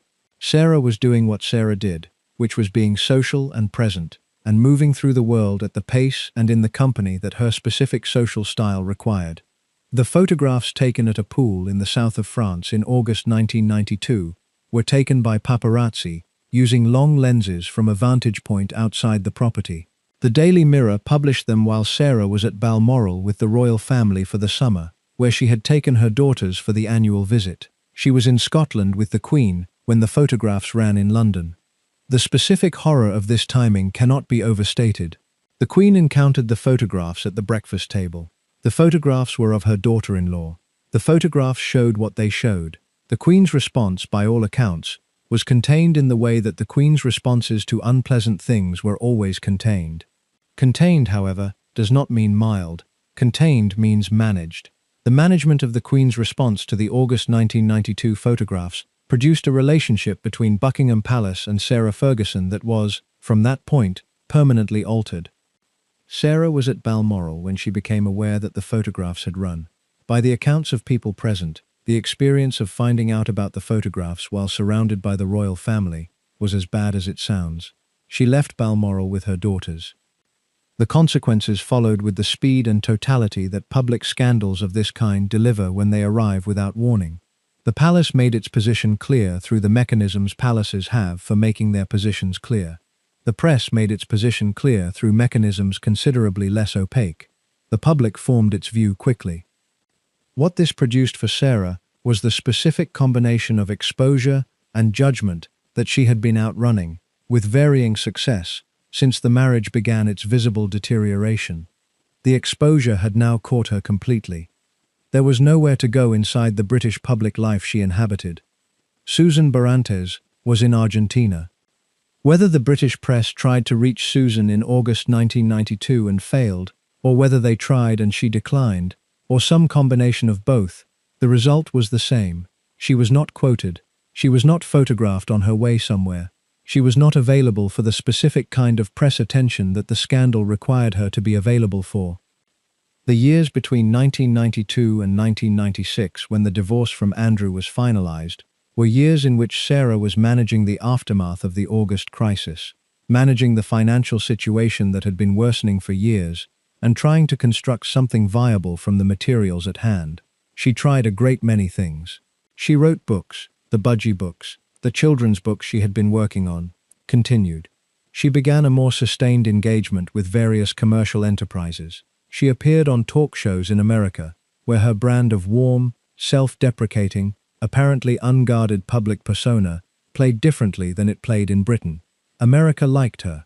The American public found her sympathetic in ways that were partly cultural. Americans are constitutionally inclined toward people who have suffered public setbacks and are visibly trying to recover from them, whereas the British are constitutionally inclined to be interested in people who have suffered public setbacks and then stayed down.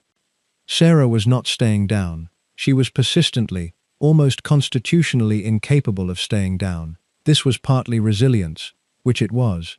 It was also partly the specific compulsion that the wound produced. You cannot afford to stop being visible, because visibility is the mechanism through which you establish that you are enough. The debt continued to accumulate through the 1990s. The estimates of what Sarah owed at various points in the decade vary depending on the source, but the figures that are cited in credible accounts range from several million to more than £10 million at the debt's peak. This is not the kind of debt that results from ordinary extravagance. It is the kind of debt that results from a specific relationship between financial anxiety and spending. The spending is intended to manage the anxiety. The anxiety grows faster than the spending can manage it. The spending grows to match the growing anxiety, and the cycle produces debt of a scale that can eventually only be resolved through a fundamental change in the spending pattern, rather than simply earning more. Susan, in Buenos Aires province, was not in debt. She was running a working agricultural operation that produced income and required management, and was, by the standards of the Argentine estancia world, a respectable enterprise. She was not managing tens of millions of pounds of debt. She was managing horses and cattle and the social relationships of a polo-centered world. The asymmetry between these two women through the 1990s is the one this documentary has been building toward. Susan settled, Sarah reached. The mother was doing what she had decided to do, in the place she had decided to do it, with the equanimity of someone for whom the decision has long since become a fact. The daughter was doing what the wound the mother created had conditioned her to do, reaching, visibly, in public, for the thing that would finally make her feel like enough. The 2010 Cash for Access incident is the final data point in this pattern. By 2010, Sarah was 60 years old. She had been managing financial difficulty for the better part of 2 decades. Andrew was at that point the UK's special trade envoy, a role that placed him in contact with business figures around the world. A journalist working undercover for the News of the World approached Sarah posing as a businessman, seeking access to Andrew. The hidden camera footage that emerged showed Sarah apparently agreeing to facilitate a meeting with Andrew in exchange for £500,000. The footage was not ambiguous. The consequences were immediate and severe. What is worth noting about this incident is what it reveals about the pattern. Sarah Ferguson in 2010 was not a naive woman who had been tricked into saying something she would not otherwise say. She was a woman who had been managing financial anxiety for 20 years, who had been reaching for resources that would relieve that anxiety for 20 years, and who in a specific moment reached for a resource that was in fact a trap. The specific shape of the reach, the specific logic of it, the specific vulnerability it exploited, all of it traces back to 1974 and a 14-year-old girl whose mother chose Argentina. Susan had been dead for 12 years when the 2010 incident happened. She had left no visible guilt about what she had done, no evidence of sustained regret about the choice of 1974 and what it produced in the daughter she had left. She had gone to Argentina, built a life, lived it fully, and died in it in September 1998. The consequences of her choice continued in her daughter long after she was gone to bear those consequences. That is the specific quality of the ruthlessness this documentary is describing. It does not stop when the person who chose it stops. It continues in the people the choice was made at the expense of. Sarah Ferguson in 2010, caught on hidden camera, was still being shaped by a decision made in 1974. The shaping had outlived the person who made the decision. Susan Barrantes chose Argentina. The choosing stopped in September 1998. The consequences continue. What the daughters became. To understand what the 1974 departure produced in each daughter, it helps to hold both of them in view at once, rather than focusing exclusively on the more famous one. Jane Ferguson, the older daughter, was 17 when Susan left. She had more developmental capital to draw on than her younger sister, more of the basic emotional infrastructure already in place, more of the identity formed. 17 is not invulnerable. 17 carries its own specific weight of need and incipient personhood that parental departure does not leave untouched. But 17 is different from 14. The younger the child, the more central the parental relationship to the ongoing process of becoming a self, and the more disruptive the loss or diminishment of that relationship to that process. Jane grew up to lead a private life.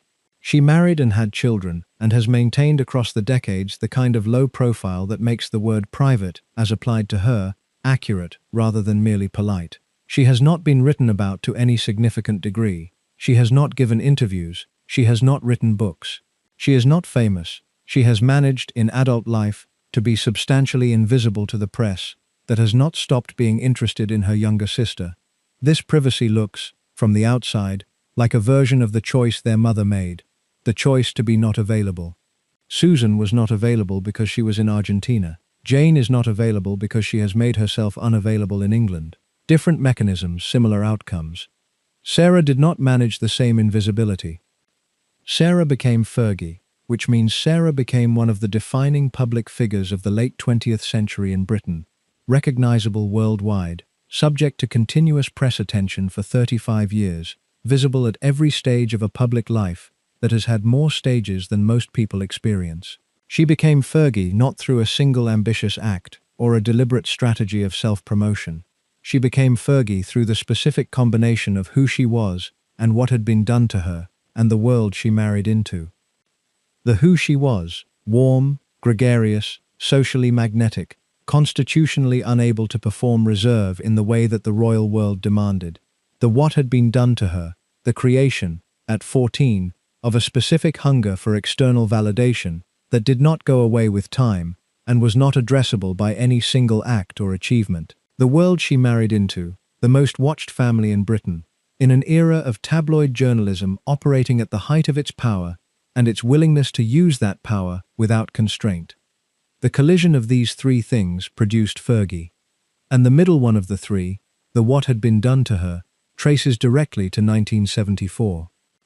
People who knew Sarah Ferguson well during the Duchess of York years describe a woman who was in almost constant need of reassurance, not because she was insecure in the way that neurotic people are insecure, but in the way that people whose attachment security was disrupted at a developmental key moment are insecure.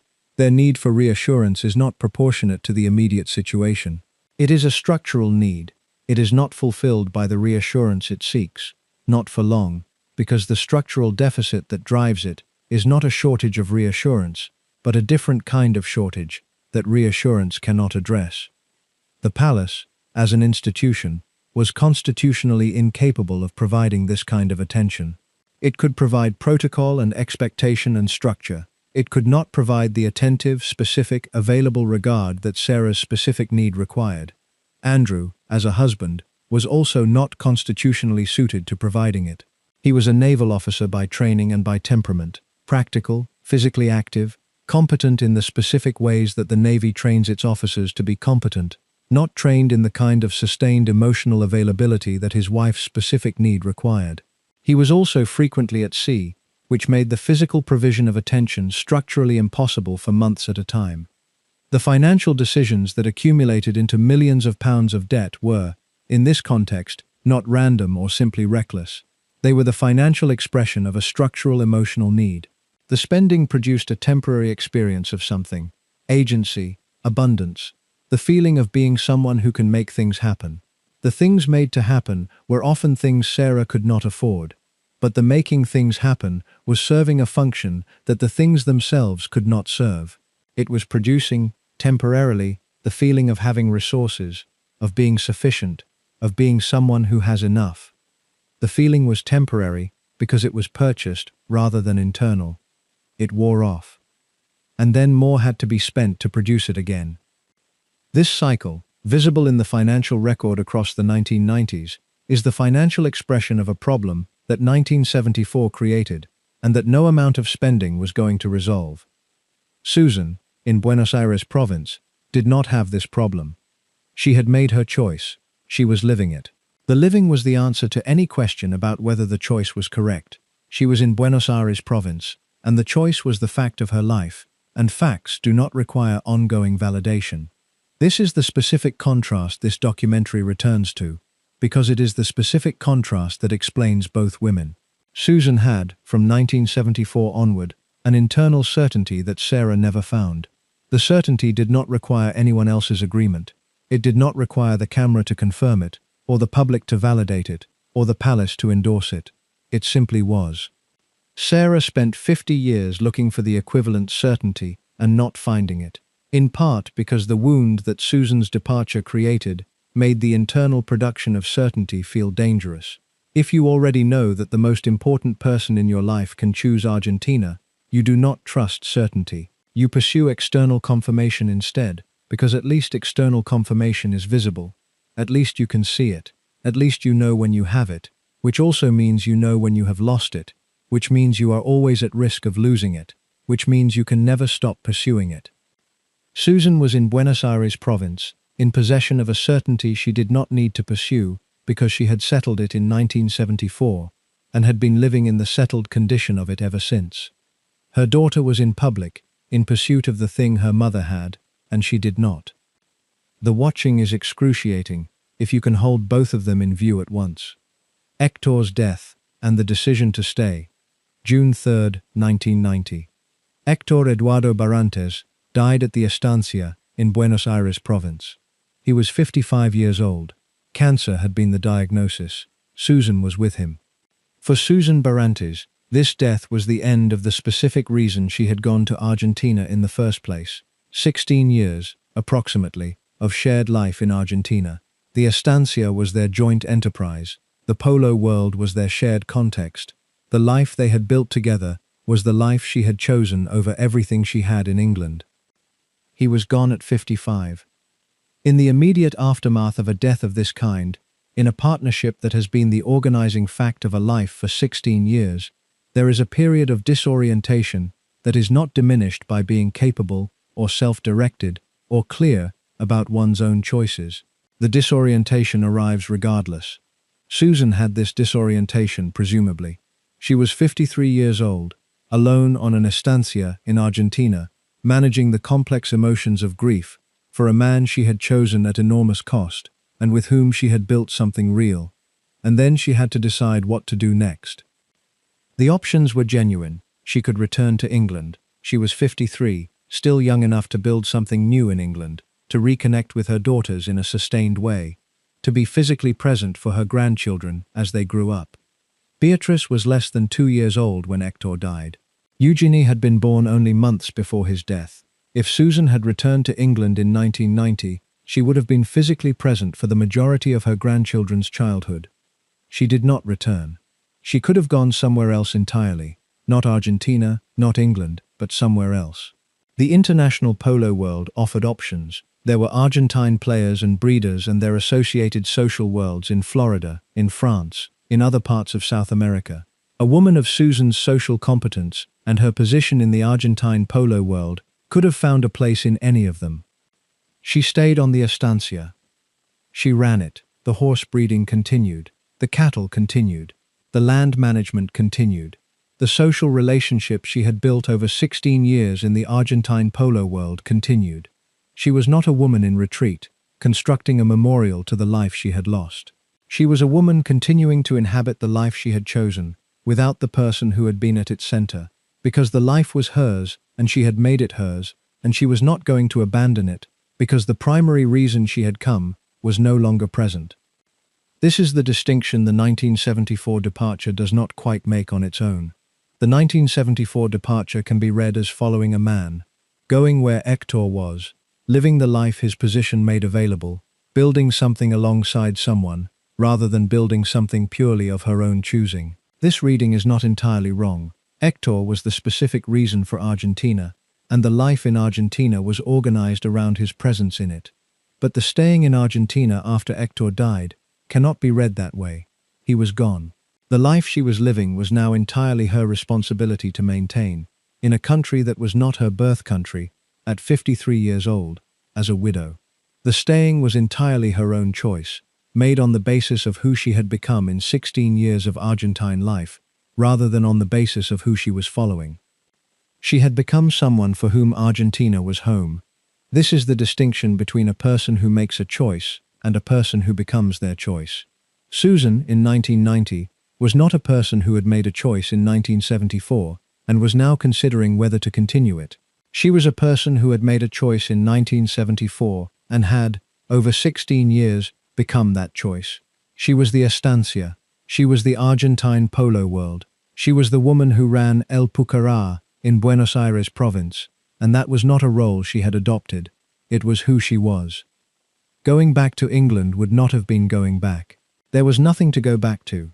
The woman who had left Hampshire in 1974 no longer existed in the form she had existed in then. She had been replaced by someone different, someone who had been built in Argentina over 16 years, and that person's home was in Buenos Aires province. She stayed because the staying was the only thing that made sense for who she had become. Sarah, when she heard that Hector had died, was in the first years of the public deterioration of her royal marriage. She was managing the specific stresses of a life that was not working in the ways she needed it to work, while maintaining the external performance of a life that looked, from the outside, like something it was not. She was a duchess, with 2 young daughters and a husband who was frequently at sea, and a palace environment that was not supportive in any genuine sense. She was also someone who loved her mother, and whose mother had just lost the person her mother had gone to Argentina for. The grief was mutual in the specific sense that both of them were losing something in June 1990, Hector, and the specific version of Susan that Hector's life had made possible. Susan continued in Argentina. 8 more years. 8 more years of running the estancia, breeding the horses, maintaining the social relationships, being part of the world she had chosen. 8 years without Hector, which is to say 8 years of the life being fully, completely her own rather than shared. 8 years in which she continued to be not available to the British press, continued to decline the interviews, continued to maintain the privacy that she had been maintaining since 1974. The British press, through those 8 years, was extremely interested in Sarah Ferguson. The 1992 photographs produced an enormous amount of coverage. The financial stories produced coverage. The divorce produced coverage. The ongoing post-divorce life of the former Duchess of York produced coverage. Every moment of Sarah's public life was documented in sufficient detail to fill a very large archive. Susan's 8 years in Buenos Aires province produced almost nothing. This is the arithmetic of the ruthlessness. One woman's choices produced 35 years of tabloid coverage, much of it damaging. The other woman's choices produced 24 years of almost complete press invisibility. The invisibility was chosen, maintained, and achieved. The coverage was not chosen, could not be avoided, and resulted from the specific vulnerability that the first woman's choices had helped create in the second. The silence as a strategy and as a disposition. Susan Barrantes gave almost no interviews across the 24 years of her Argentine life. This is a fact that deserves examination rather than simply noting. The British press tried to reach her. They tried in 1992, when the photographs of Sarah ran, and a quote from Sarah's mother would have been commercially valuable. They tried when the marriage was deteriorating. They tried when the divorce was announced. They tried, at various points across the decade, to get the story of Susan Barrantes, who she was, what she thought about her daughter's catastrophes, what she felt about having left in 1974, whether she had regrets, whether she was watching what was happening to Sarah from Buenos Aires province, with the grief a mother would feel. The journalists who attempted to reach Susan Barrantes in Argentina found a woman who was not available. This unavailability was partly circumstantial and partly chosen. Argentina in 1992 was not as difficult to reach as Argentina in 1974 had been. International telephone calls were cheaper. The Argentine polo world was not so remote that a determined journalist with a newspaper's resources behind them could not find someone who knew Susan Barrantes. They could not, however, get Susan Barrantes to talk to them. She had built a life and a social world in Buenos Aires province that had no obligation to cooperate with the British press, and the British press's commercial need for her comments was not a sufficient reason for her to provide them. She declined. The record of her declining is itself a record of her declining. There is simply nothing. No quotes, no photographs taken outside her home by long-lens cameras, no interviews, no statements. Compare this with Frances Shand Kidd. Frances, living on the Isle of Sail in Scotland, was considerably more accessible to British journalists than Susan was in Buenos Aires province. The British press knew where Frances lived. They could travel there. They did travel there. The 1996 interview that ended Frances's relationship with Diana was an interview Frances gave to a journalist from Hello magazine. Frances was reachable and occasionally reached, with consequences for her relationship with her most famous daughter that were severe. Susan was in Buenos Aires province. The silence was not merely the absence of speaking. It was the presence of a decision not to speak, maintained across decades, in the face of circumstances that would have given a woman with different values or different needs ample reason to break it. She could have spoken about the 1974 departure in terms that positioned it sympathetically. A woman who was in an unhappy marriage, who had found love, who had made a difficult choice, and who had suffered for it. This is a narrative the British press of the 1990s would have run, because it contains drama and emotion and personal revelation. She could have sold that story for significant money. She did not. She could have spoken about her daughter's public difficulties with the specific moral authority of a mother who had herself been on the wrong end of public judgment. She could have been the defender, the contextualizer, the woman who explained Sarah Ferguson to the world. from the vantage point of a mother who knew her. She did not. She could have become, in the 1990s as Sarah's troubles accumulated, a public figure in her own right, the interesting mother, the woman who left for Argentina, the woman whose story was actually more interesting than the stories the press was running about Fergie. She did not. The silence was not, in any obvious sense, in her commercial interest. It was in her other interests, her interest in remaining not available to the world she had left, her interest in maintaining the privacy that was one of the defining qualities of the life she had built, her interest in being exactly who she had decided to be, in exactly the place she had decided to be at, without providing material to people whose interest in her was organized around someone else's story. She was in Buenos Aires province. She was not available. This extended silence across 2 decades is part of what makes the comparison with Sarah so precise. Sarah has been unable to maintain silence about almost anything in her public life. She has written books, she has given interviews, she has appeared on television, she has shared, in public, material about her childhood, her marriage, her finances, her emotional state, her therapy, her relationships, her grief. She is constitutionally incapable of not sharing, and while this is partly a commercial calculation, it is also genuinely who she is. She processes outward. She exists in relationship to an audience. She needs the connection that the sharing produces. The need for that connection was created, in part, by the specific absence that Susan's 1974 departure created. The audience is, among other things, a substitute for the unavailable mother. The sharing is, among other things, the reaching that the wound produces. The visibility is, among other things, the proof that she is enough to be seen. Susan produced this need by being in Buenos Aires province and being silent. The silence was its own form of ruthlessness. On the question of whether ruthlessness is the right word, ruthlessness carries a connotation of malice that does not quite fit Susan Barrantes, and it is worth addressing this directly before the argument lands. Susan Barrantes was not, by the available evidence, a cruel person. The people who knew her in Argentina described someone who was warm in the specific way available to competent, private people, warm to those who had earned it, contained to those who had not. She loved her daughters. The relationship she maintained with Jane and Sarah across 24 years of distance was not maintained by someone who did not love them. It was maintained by someone who loved them and also had decided that the life in Argentina was worth more than the life in England, and that the decision was not reversible. The specific definition of ruthlessness relevant here is not the colloquial one, which implies cruelty, but the etymological one. Ruthlessness comes from ruth, an archaic English word meaning compassion or pity. To be ruthless is to be without the compassion or pity that deflects you from your course. It does not mean without love, it means without the specific emotional mechanism that causes people to alter their choices when they observe the cost of those choices in the people around them.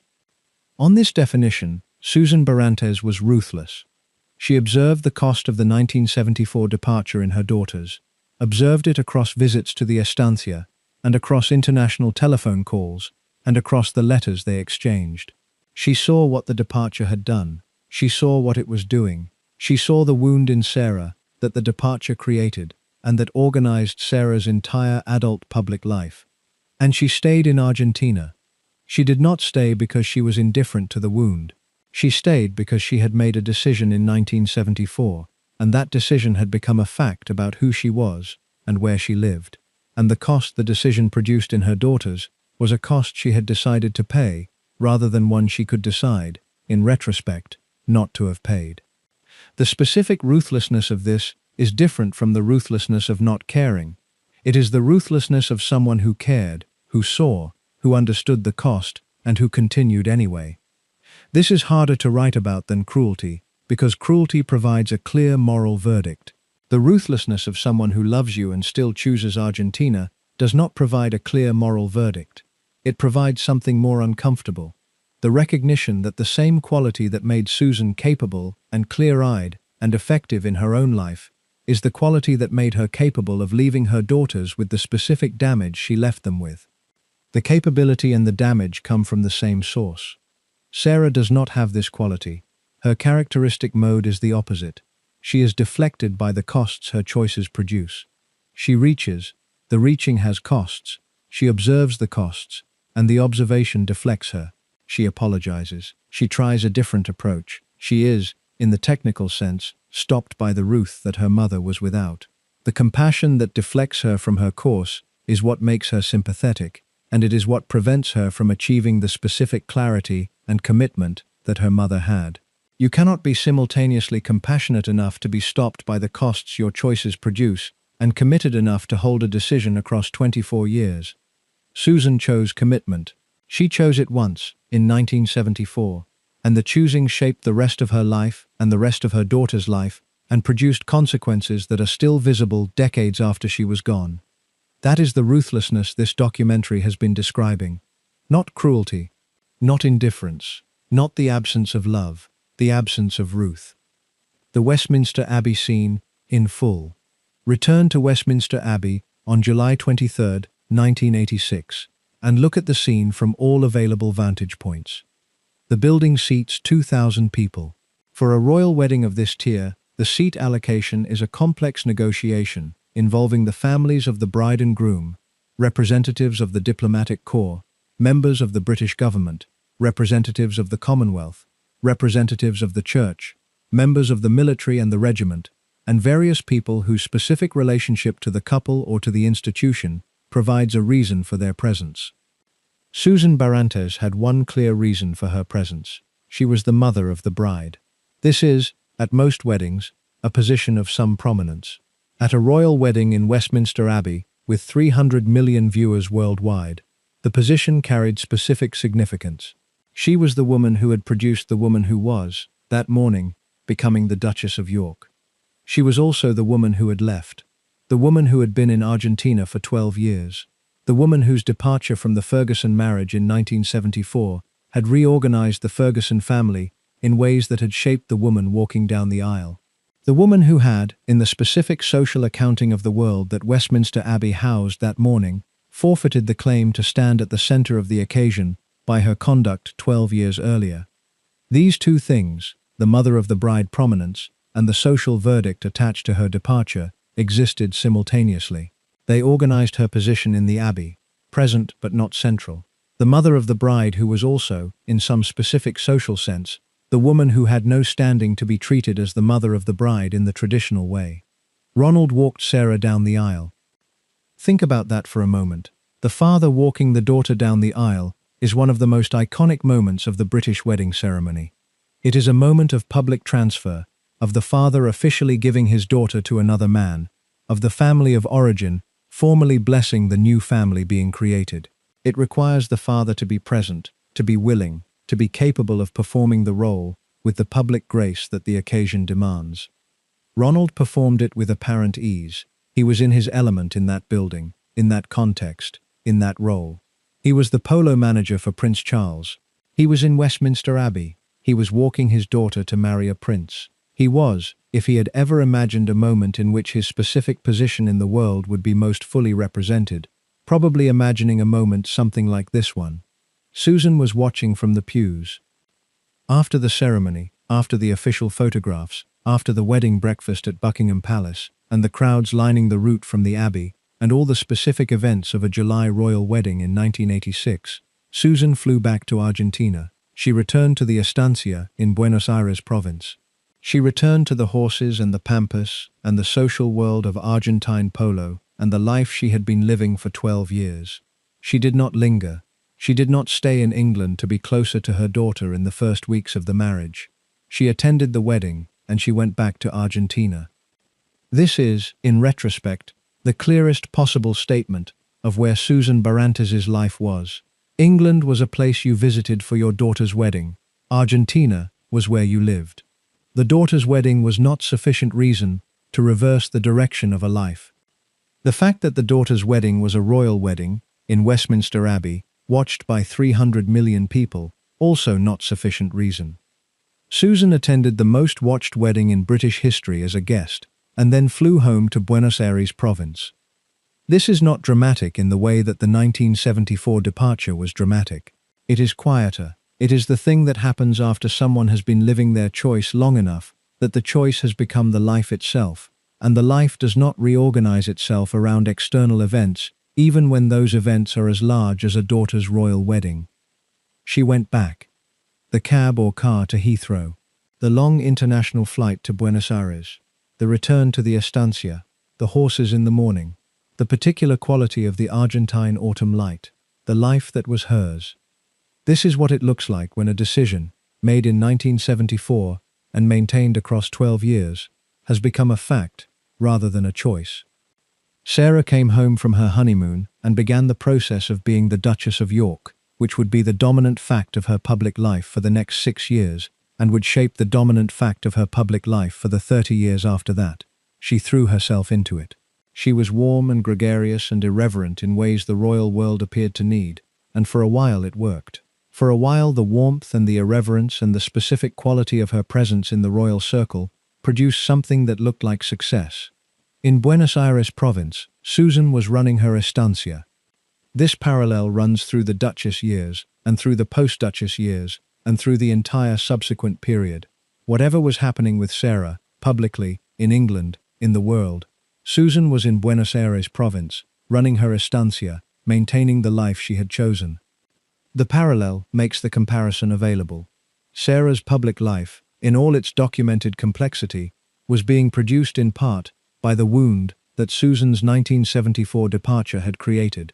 The specific hunger that organized Sarah's adult public behavior, the reaching, the visibility, the financial decisions, the relationships, the compulsive engagement with the camera, all of it traceable to a girl of 14 in Hampshire in 1974, being told, by the fact of her mother's departure, that she was not enough to make the important people stay. Susan, in Buenos Aires province, was the source of the wound. She was also demonstrating, by the texture of her daily life, what the alternative to the wound looked like. The alternative was a settled person, in a settled place, living a settled life, not in need of validation, not seeking the camera, not reaching for anything that the life did not already contain. The contrast is there, if you know how to read it. Sarah was reading it. On the visits to the estancia, she could see what her mother was. She could see the specific quality of the settled life, the life that was not performing itself for anyone, the life that simply was. She could see it on the visits to Buenos Aires province, in the specific peace that the estancia had and that London did not have, in the way that her mother moved through her days without the anxiety that organized Sarah's movement through hers. She could see it, and she could not take it with her when she left. The peace was not portable. It was grounded in a decision that Susan had made in 1974 and had held across the subsequent decades, and the holding of it was what produced the peace. You cannot take the peace without taking the decision. You cannot take the decision without first making it. And making it required the specific quality of commitment that Sarah, shaped by what Susan had done to her, had been unable to develop. The daughter could see the quality her mother had. She could not find it in herself.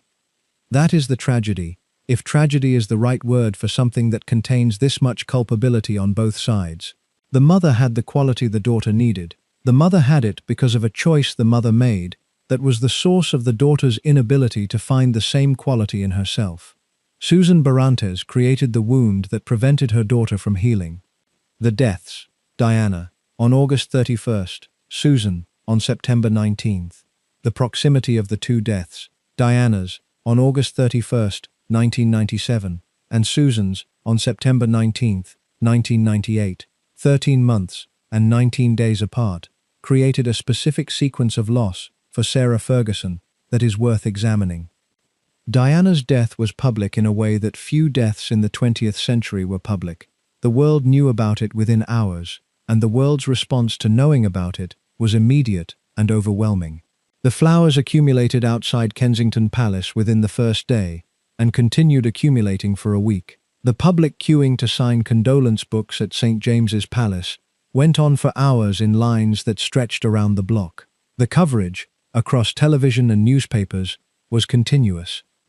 Sarah was not at the center of this grief, because the relationship between Sarah and Diana, in the years since the separations, had been complicated in ways that made the public grief, for Sarah, something to be observed rather than led. She was not the person the camera sought for the close-up in those days. She was someone who was affected, visibly, and who was managing her own complex version of the loss. The complexity was real. Diana and Sarah had been friends, and the friendship had survived things that many friendships do not survive: the specific pressures of the palace environment, the separate deteriorations of their respective marriages, the press attention that attended both of them, and that sometimes created conflict between their interests rather than aligning them. The friendship had not been simple. The loss, therefore, was not simple. Sarah was also, in August 1997, still in the middle of her own complicated public situation. The divorce had been finalized in 1996. She was managing her financial situation. She was building her commercial career. She was not in a particularly stable or settled moment when Diana's death arrived, and Diana's death disrupted whatever stability she had reached, in a way that the public could observe, and that Sarah has spoken about since as having been genuinely disorienting. When the 13 months had passed and September 19, 1998 arrived, the loss was of a completely different character. Diana's death was public, a global event, mourned collectively, surrounded by cameras and flowers and state ceremony, and the specific apparatus of public grief that Britain deployed in August and September 1997. It was a death that happened in front of the world, that was processed in front of the world, that was responded to in front of the world. Susan's death was private. It happened in Buenos Aires province, near Mercedes, in a car accident, with no cameras present, without advance notice, without any of the warning that public deaths often have when the person is ill or aging in a documented way. It happened suddenly, and the news reached England through wire services, and the British newspapers covered it briefly and specifically. The details of the accident, the relationship to Sarah Ferguson, the note that she had been in Argentina since 1974. Sarah's grief for her mother was private, in a way that her grief for Diana was not. She did not have to manage her grief for Susan in front of cameras. She did not have to perform it, or contain it, or present it in a form suitable for public consumption. It was hers, unmediated, in whatever form it arrived. She has spoken about it since, in various ways across more than 25 years. The accounts have a consistent quality. The loss was one of the defining losses of her life. The grief did not diminish with time, and the specific dimension of the grief that she returns to most often is not the fact of the loss itself, but what the loss closed. What the loss closed was the possibility of resolution. The thing between Susan and Sarah that had not been fully resolved was the 1974 departure and its cost. Sarah loved her mother. The love was genuine. It was maintained across the geography and the years and all the complexity that the geography and the years produced. But inside the love was the wound, the specific damage done to a 14-year-old girl by her mother's choice to go to Argentina, and the wound had not been fully acknowledged between them, had not been processed between them, had not been transformed into something that felt complete. The car accident in September 1998 ended the possibility of that conversation. It ended it as finally as things can be ended. Susan was buried in Argentina. The funeral was there. The burial was there. Jane and Sarah attended. The farewell was on the other side of the world from the country Susan had come from, in the country she had chosen and had stayed in for 24 years. She was buried where she had lived. This is the final measurement, and it is almost impossible to misread. She chose Argentina in 1974.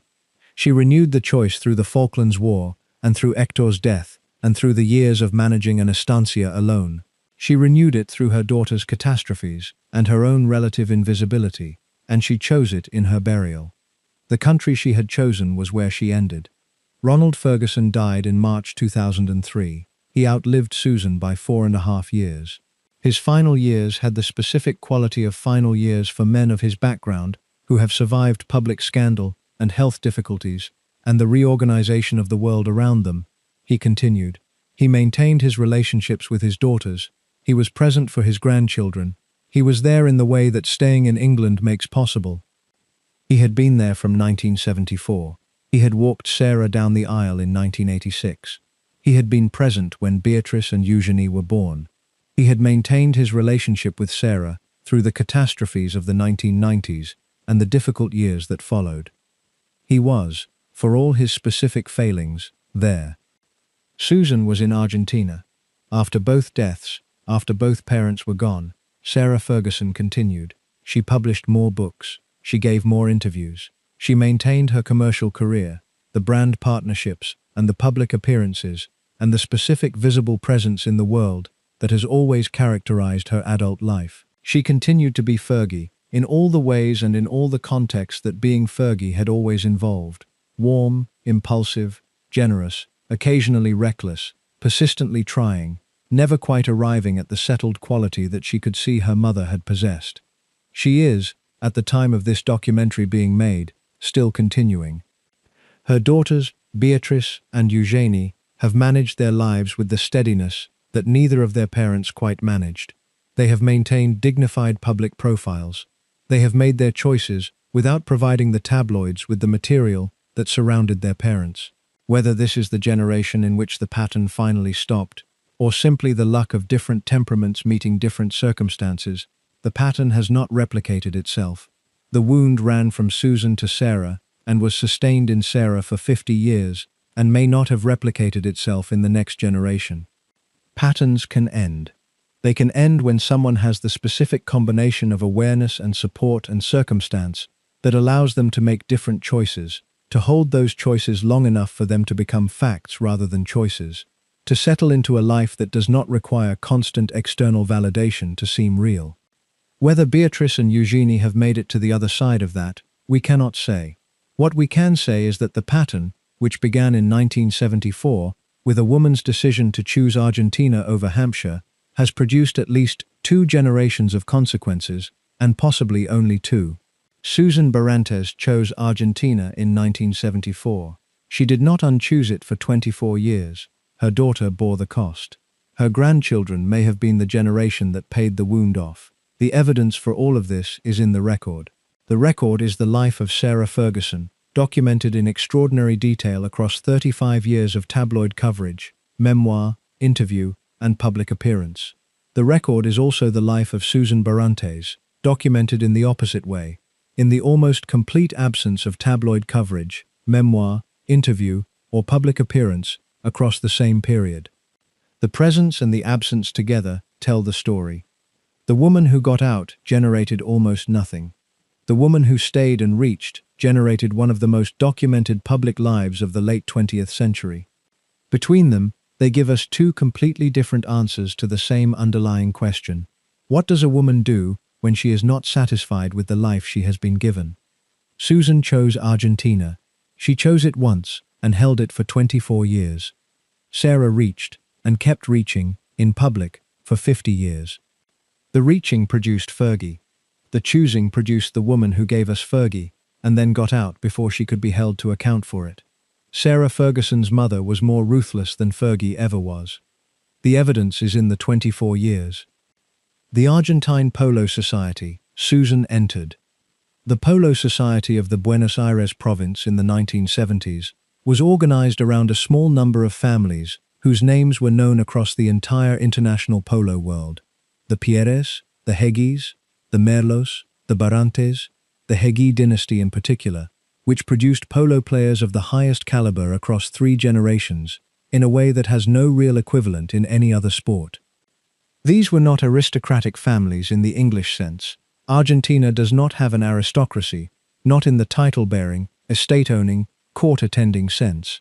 The Argentine wealthy class was organized differently, around land, primarily, and around the specific agricultural and commercial enterprises that the land supported. The polo families were wealthy, but their wealth was expressed in cattle and horses and land and the specific social capital of people who were genuinely excellent at something difficult, rather than in titles and country houses and the elaborate ceremony of the English class system. This made the Argentine polo world something different from the English polo world that Susan had spent 17 years in. The English polo world was organized, at its highest levels, around wealthy patrons who funded teams on which the best Argentine players then played. The patrons were the money. The Argentine players were the sport. The organizational figures, like Ronald Ferguson, were the people who made the arrangement function. The prestige ran upward from the players, through the patrons, to the aristocratic and royal figures who were associated with the sport. and the prestige of being at a royal polo occasion was as much about the occasion as about the polo. In Argentina, the prestige was organized differently. The prestige attached to the polo itself, to the quality of the play and the quality of the horses and the quality of the people doing the playing. The social world of the Buenos Aires Province Polo Society was organized around the sport, rather than organized around the use of the sport to access other forms of social status. Susan, arriving in this world in 1974, found a social world that valued what she could actually provide, rather than what she could provide by virtue of her proximity to someone else's value.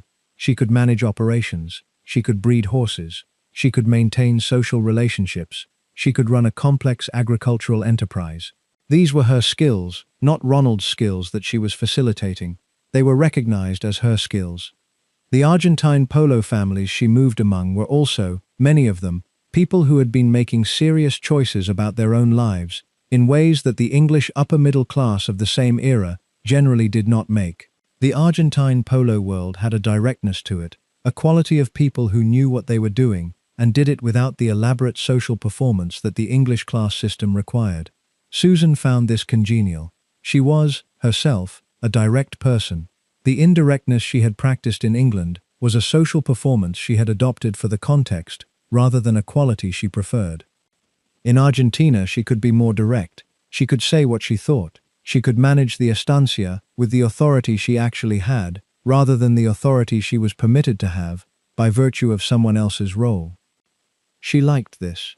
The accounts that survive of Susan Barrantes in the Argentine polo world describe someone who was present in it with the ease of a person who has found the right context. She was not performing being comfortable there.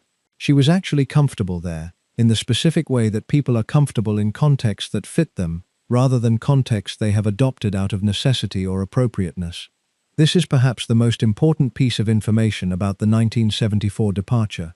It was not just a negative choice, a flight from something, although it was that. It was a positive choice, a moving towards something, toward a world that fit her in ways the English world had not. People who make purely negative choices, who are running from, rather than running toward, tend not to settle. They arrive somewhere and find that the thing they were running from is still present in some form, internalized, accompanying them. The running cannot outrun the internal problem. People who make positive choices, who go toward something specific because the something specific is what they need, tend to settle. They arrive and find what they were going toward and become, over time, who the going toward required them to become. Susan went toward Argentina. She found what she was going toward. She became someone for whom Argentina was home. This is the foundation of the 24 years.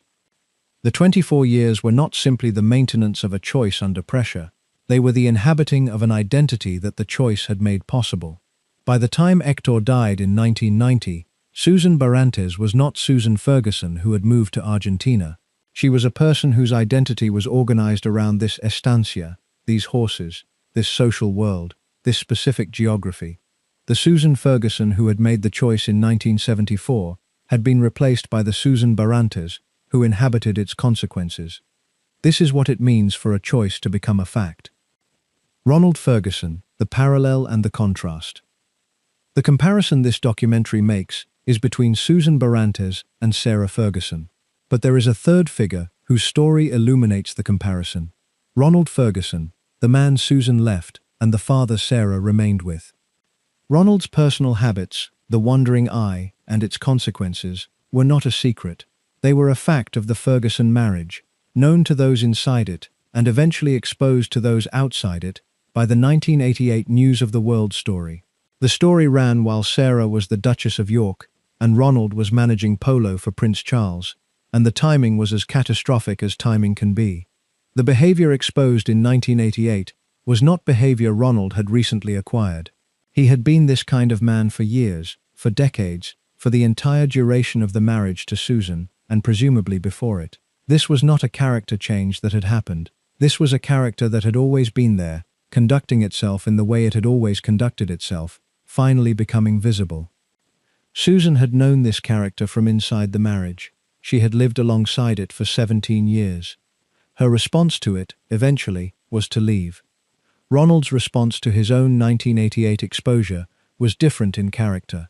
He issued a statement. He managed the immediate consequences. He maintained his dignity in public in the way that men of his class and generation maintained their dignity in public, without visible breakdown, without extended public apology, with the specific composure that comes from treating the public as an audience before which one performs adequacy.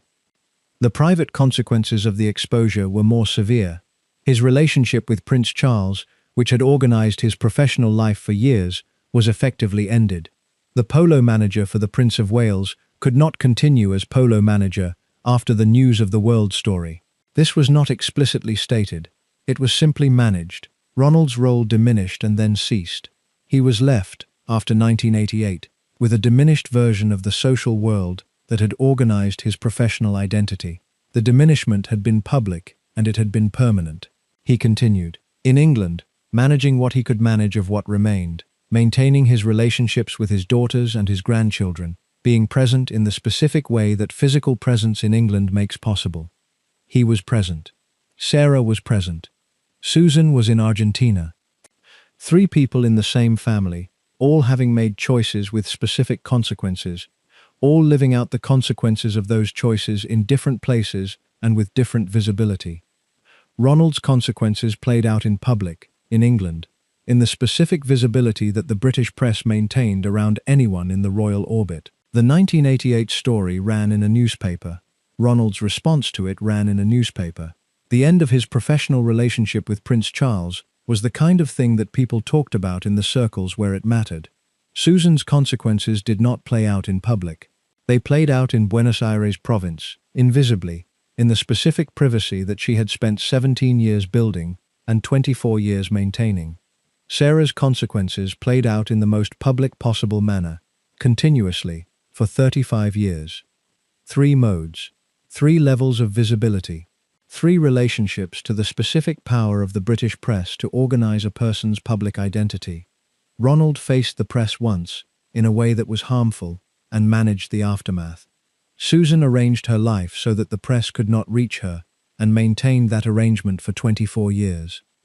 Sarah could not arrange her life so that the press could not reach her, because the life she was living was the kind of life the press existed to cover, and she could not leave that life the way her mother had left England in 1974, because leaving would have required the specific quality of commitment to a clear choice that the 1974 departure had damaged in her. She was in England, she was visible, she was Fergie.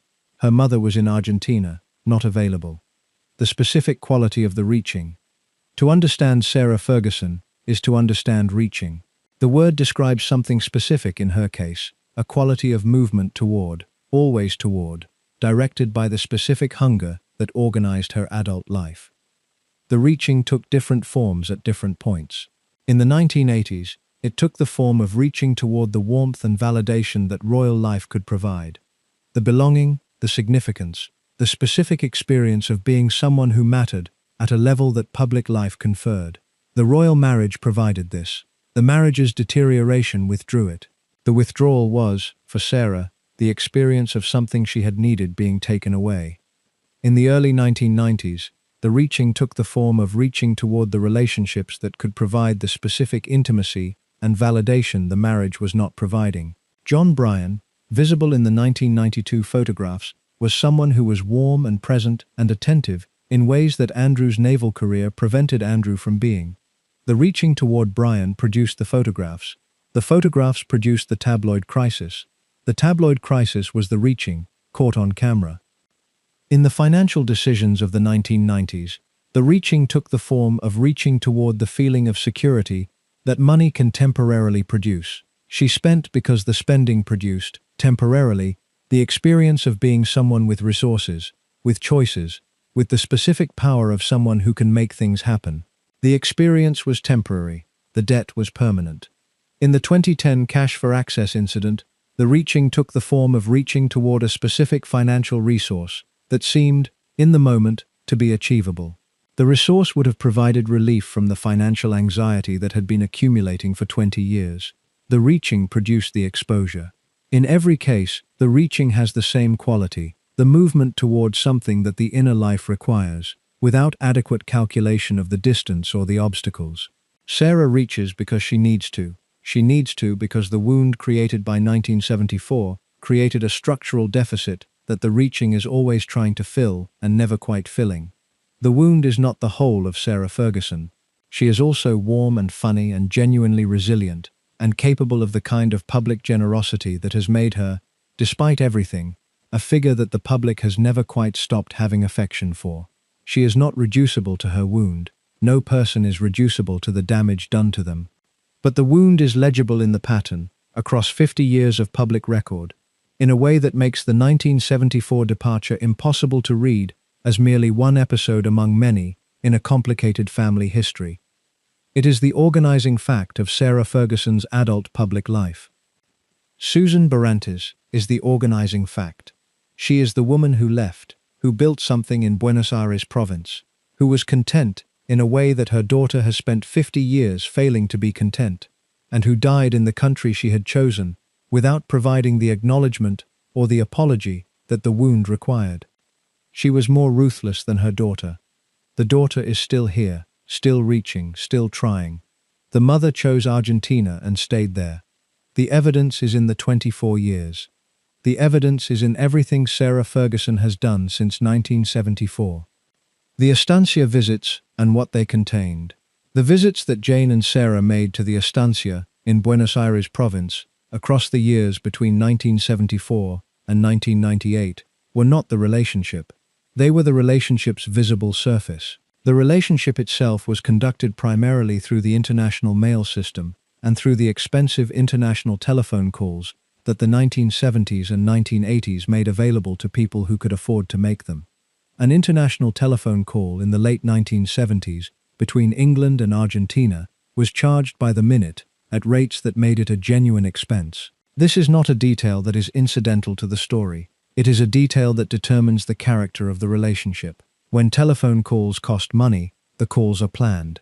You think before you call about what you are going to say. You organize what you need to communicate before you pick up the phone. The calls have a formality imposed on them by their cost, a structure that distinguishes them from the ordinary texture of daily communication between people who are in easy contact. Susan and her daughters could not chat on the phone the way daughters and mothers who live nearby can chat. They could not call to report a small event or share a passing thought or simply be present in voice, if not in body. The calls were for the things that required calls, important news, planned communication, the organized transmission of information that needed to be transmitted. The letters were slower but more substantial. A letter from Buenos Aires province to Hampshire in 1977 took approximately a week to arrive, and the reply took another week to come back. The dialogue had a pace imposed on it by the technology, and the pace changed the character of the dialogue. Letters are more considered than telephone calls. They are written rather than spoken. They give the writer time to think about what to say before saying it. They produce, in the person reading them, a different kind of attention than the person listening to a voice. Sarah and Susan communicated by letter. The letters have not been made public. What we know about them is inferred from what Sarah has said about the relationship in general terms across the years. That it was maintained, that it was real, that it was important to her, that it was also always conducted around the central absence of physical proximity. The visits were when the physical proximity became available, temporarily, and the quality of the visits reflects this. Sarah has spoken of them with a specific warmth, a warmth that is different from the warmth she uses to describe other things. It is the warmth of arrival after a long absence, of presence after prolonged non-presence. At the estancia, Sarah was in a world that was entirely organized around her mother. The horses, the cattle, the social world of Argentine polo, all of it was Susan's world, built by Susan over years, maintained by Susan's own efforts and presence and relationships. At the estancia, there was no ambiguity about Susan's position. She was at home there. She was the woman who ran the place, who knew everyone, who was known by everyone, who was present in the specific way that people who are genuinely at home in a place are present. Sarah could see this. She could see her mother in a context where her mother was fully herself, fully settled, fully in possession of the specific kind of certainty that Sarah herself did not have. The estancia visits were, among other things, the experience of watching her mother be something that Sarah wanted to be and could not find a way to be. The warmth of the visits was real. The poignancy of the visits was also real. Sarah would ride.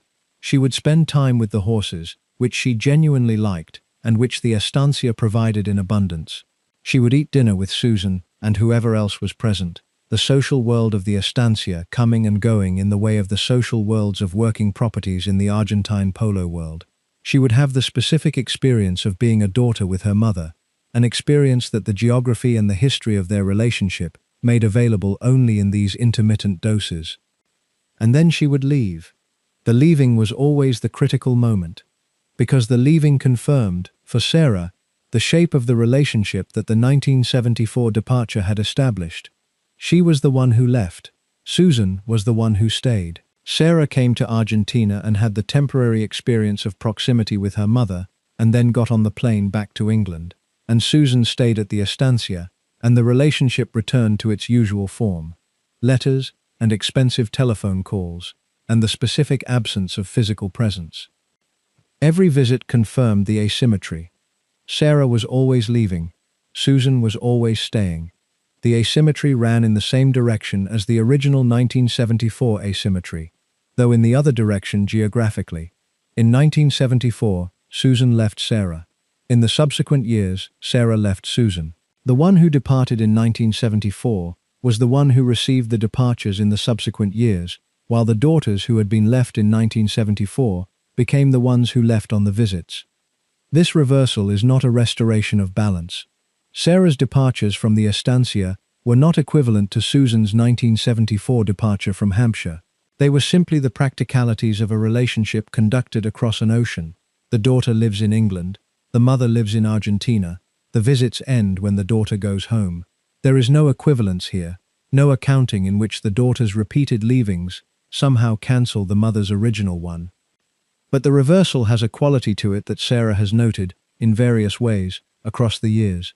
The experience of being the one who leaves, when she was the one who was left, when leaving was the thing that was done to her by the most important person in her life. The repetition of that shape, even in the more benign context of simply flying home from a visit, carried some of the weight of the original. This is what it means for a wound to be embedded in the structure of a relationship, rather than in a single event. The wound is not just in 1974. It is in every subsequent iteration of the same shape. The departure, the distance, the relationship conducted around an absence. Susan's departure in 1974 made the distance the default form of the relationship. Everything that followed was shaped by that default. The final year, 1998.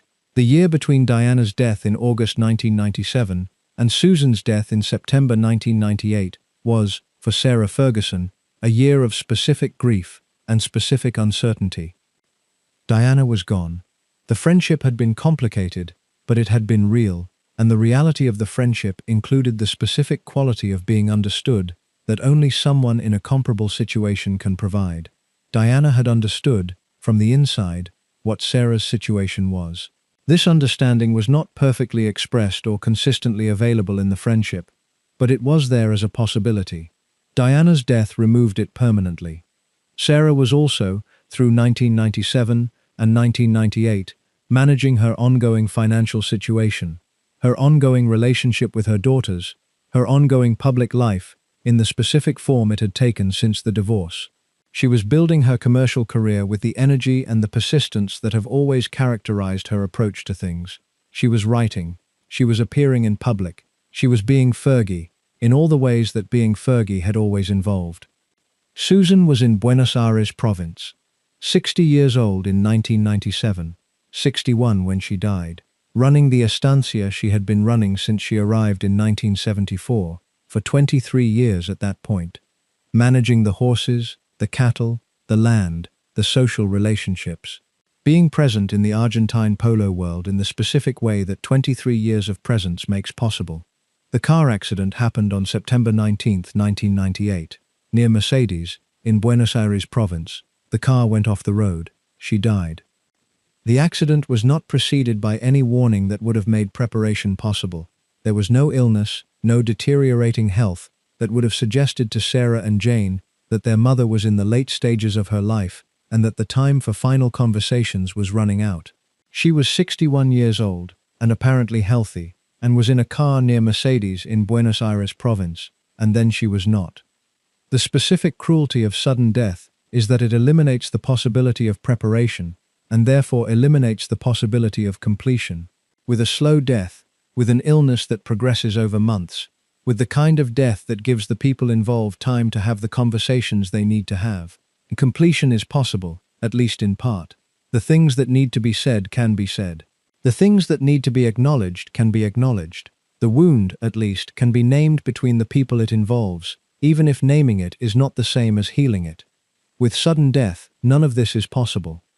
The conversation that Sarah and Susan had not fully had, the conversation about 1974 and its cost, about the years of distance and what they had done to the relationship, about what Susan had chosen and what that choice had produced in her younger daughter. That conversation had not happened, not in any complete form, and September 19, 1998, ended the possibility that it ever would.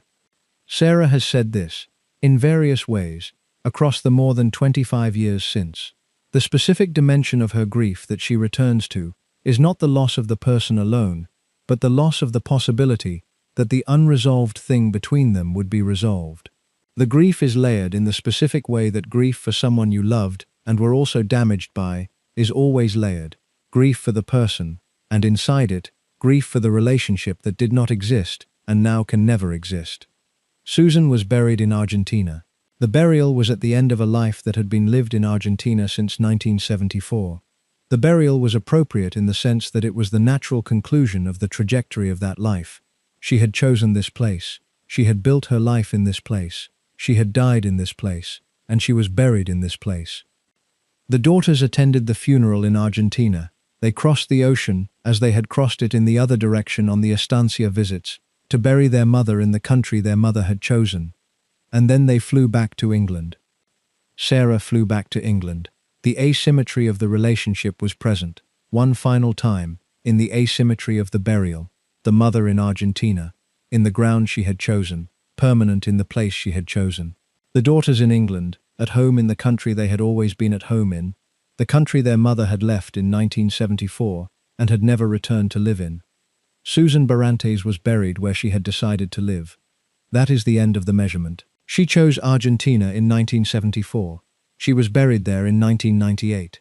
Everything between the choosing and the burial was the living of the choice. 24 years. Sarah Ferguson's mother was more ruthless than Fergie ever was. The evidence is in the 24 years. The evidence is in the burial. On the question of what we know and what we do not. Across this documentary, there are gaps in the record, and honesty requires naming them. We do not know what Susan Barantes felt when she left England in 1974. The internal experience of making a decision of that magnitude, the conscious experience of weighing the cost and proceeding anyway, is not accessible from the outside. We have the shape of her behavior before and after. We do not have her diary, her letters, her private testimony. We do not know whether she grieved the daughters, or felt guilty, or felt free, or felt all of these things simultaneously, in proportions that changed as the years passed. We do not know the specific conversations she had with Sarah across the years.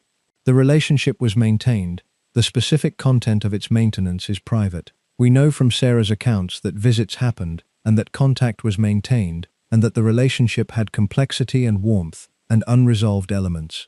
We do not know what was said at any specific moment, what was attempted and what was withheld, what the two of them talked about when they were together at the estancia, and what they did not talk about.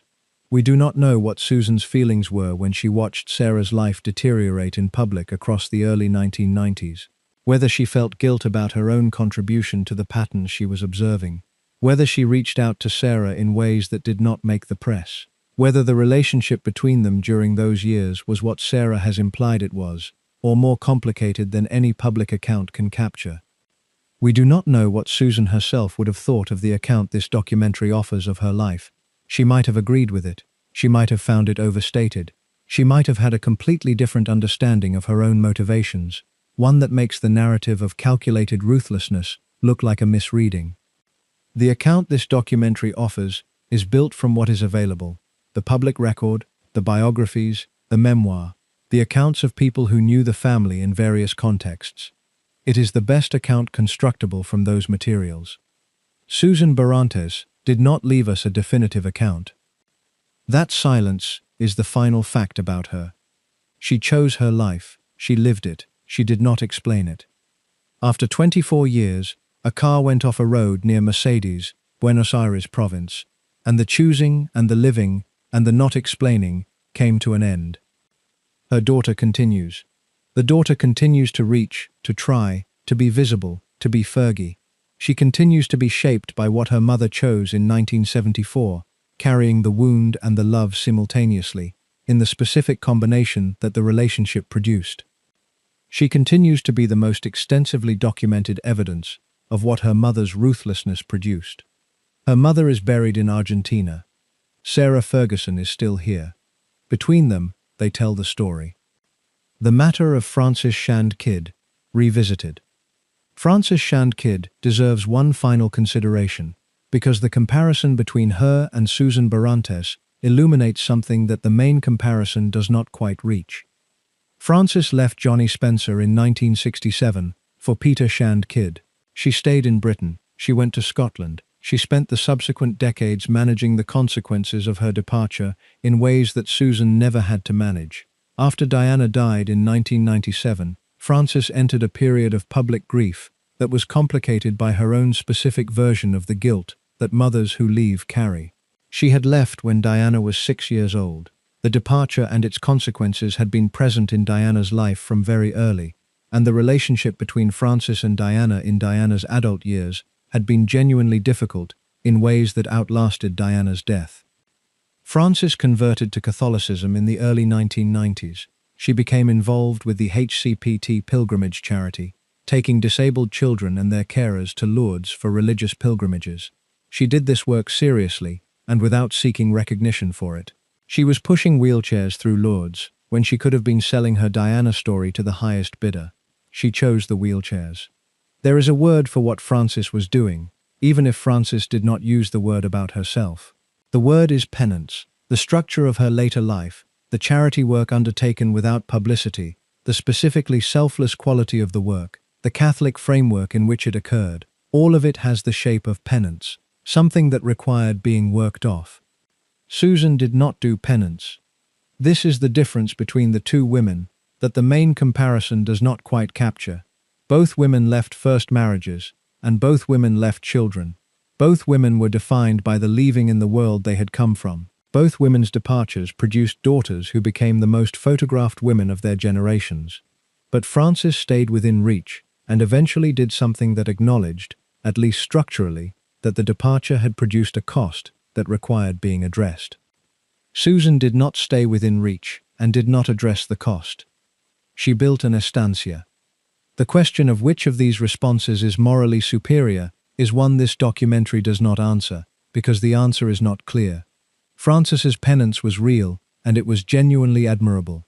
The work at Lourdes was not performed for an audience. It was done because Frances had decided it needed to be done, and the deciding and the doing are both admirable. But Frances's penance was also, in a specific way, a continuation of the pattern that her departure had initiated. She remained in Britain, under judgment, managing the consequences of the choice she had made. The management continued, in different forms, across the decades after the departure. The 1996 interview that ended her relationship with Diana was the management going wrong. The Lourdes work was the management done well, but both were management. Both were the conduct of a life that was organized partly around the departure and its consequences.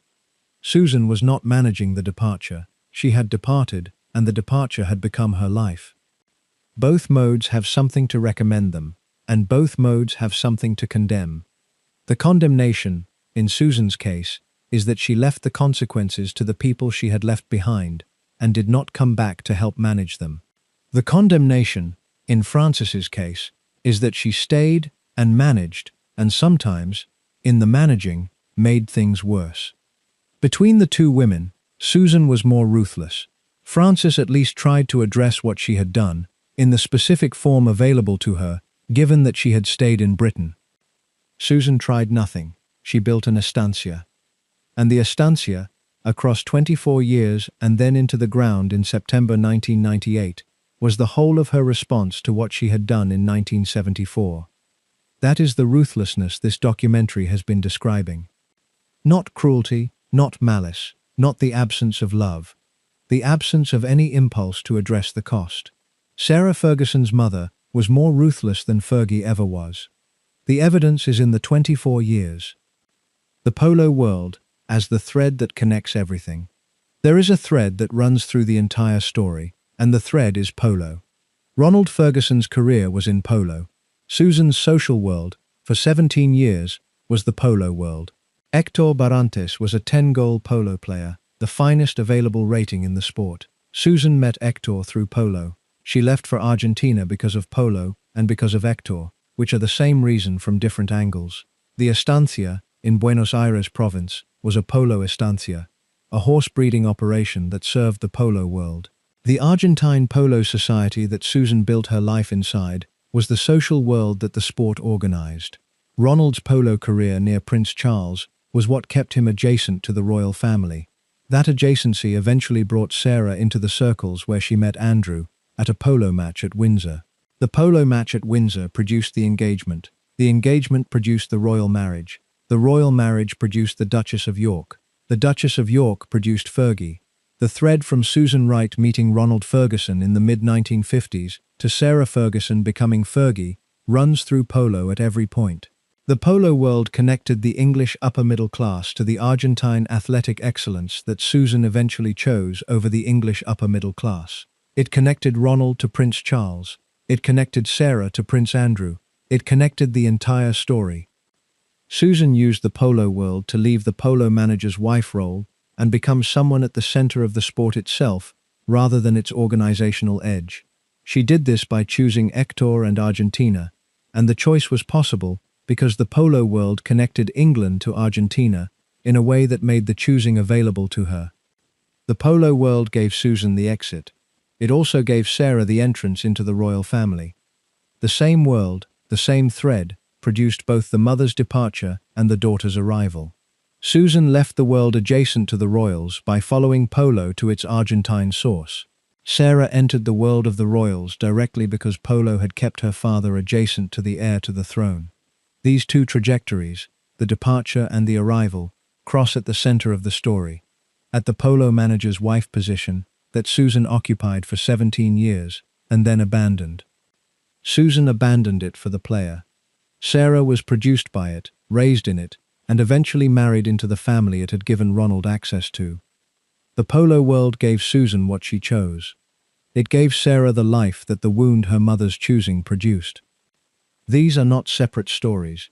They are the same story, told from two different positions on the same thread. Susan Barrantes chose Argentina in 1974. She did not unchoose it for 24 years. The daughter whose formation that choice damaged became Fergie. The mother whose choice produced that damage built an estancia and stayed in it. Sarah Ferguson's mother was more ruthless than Fergie ever was. The evidence is in the 24 years.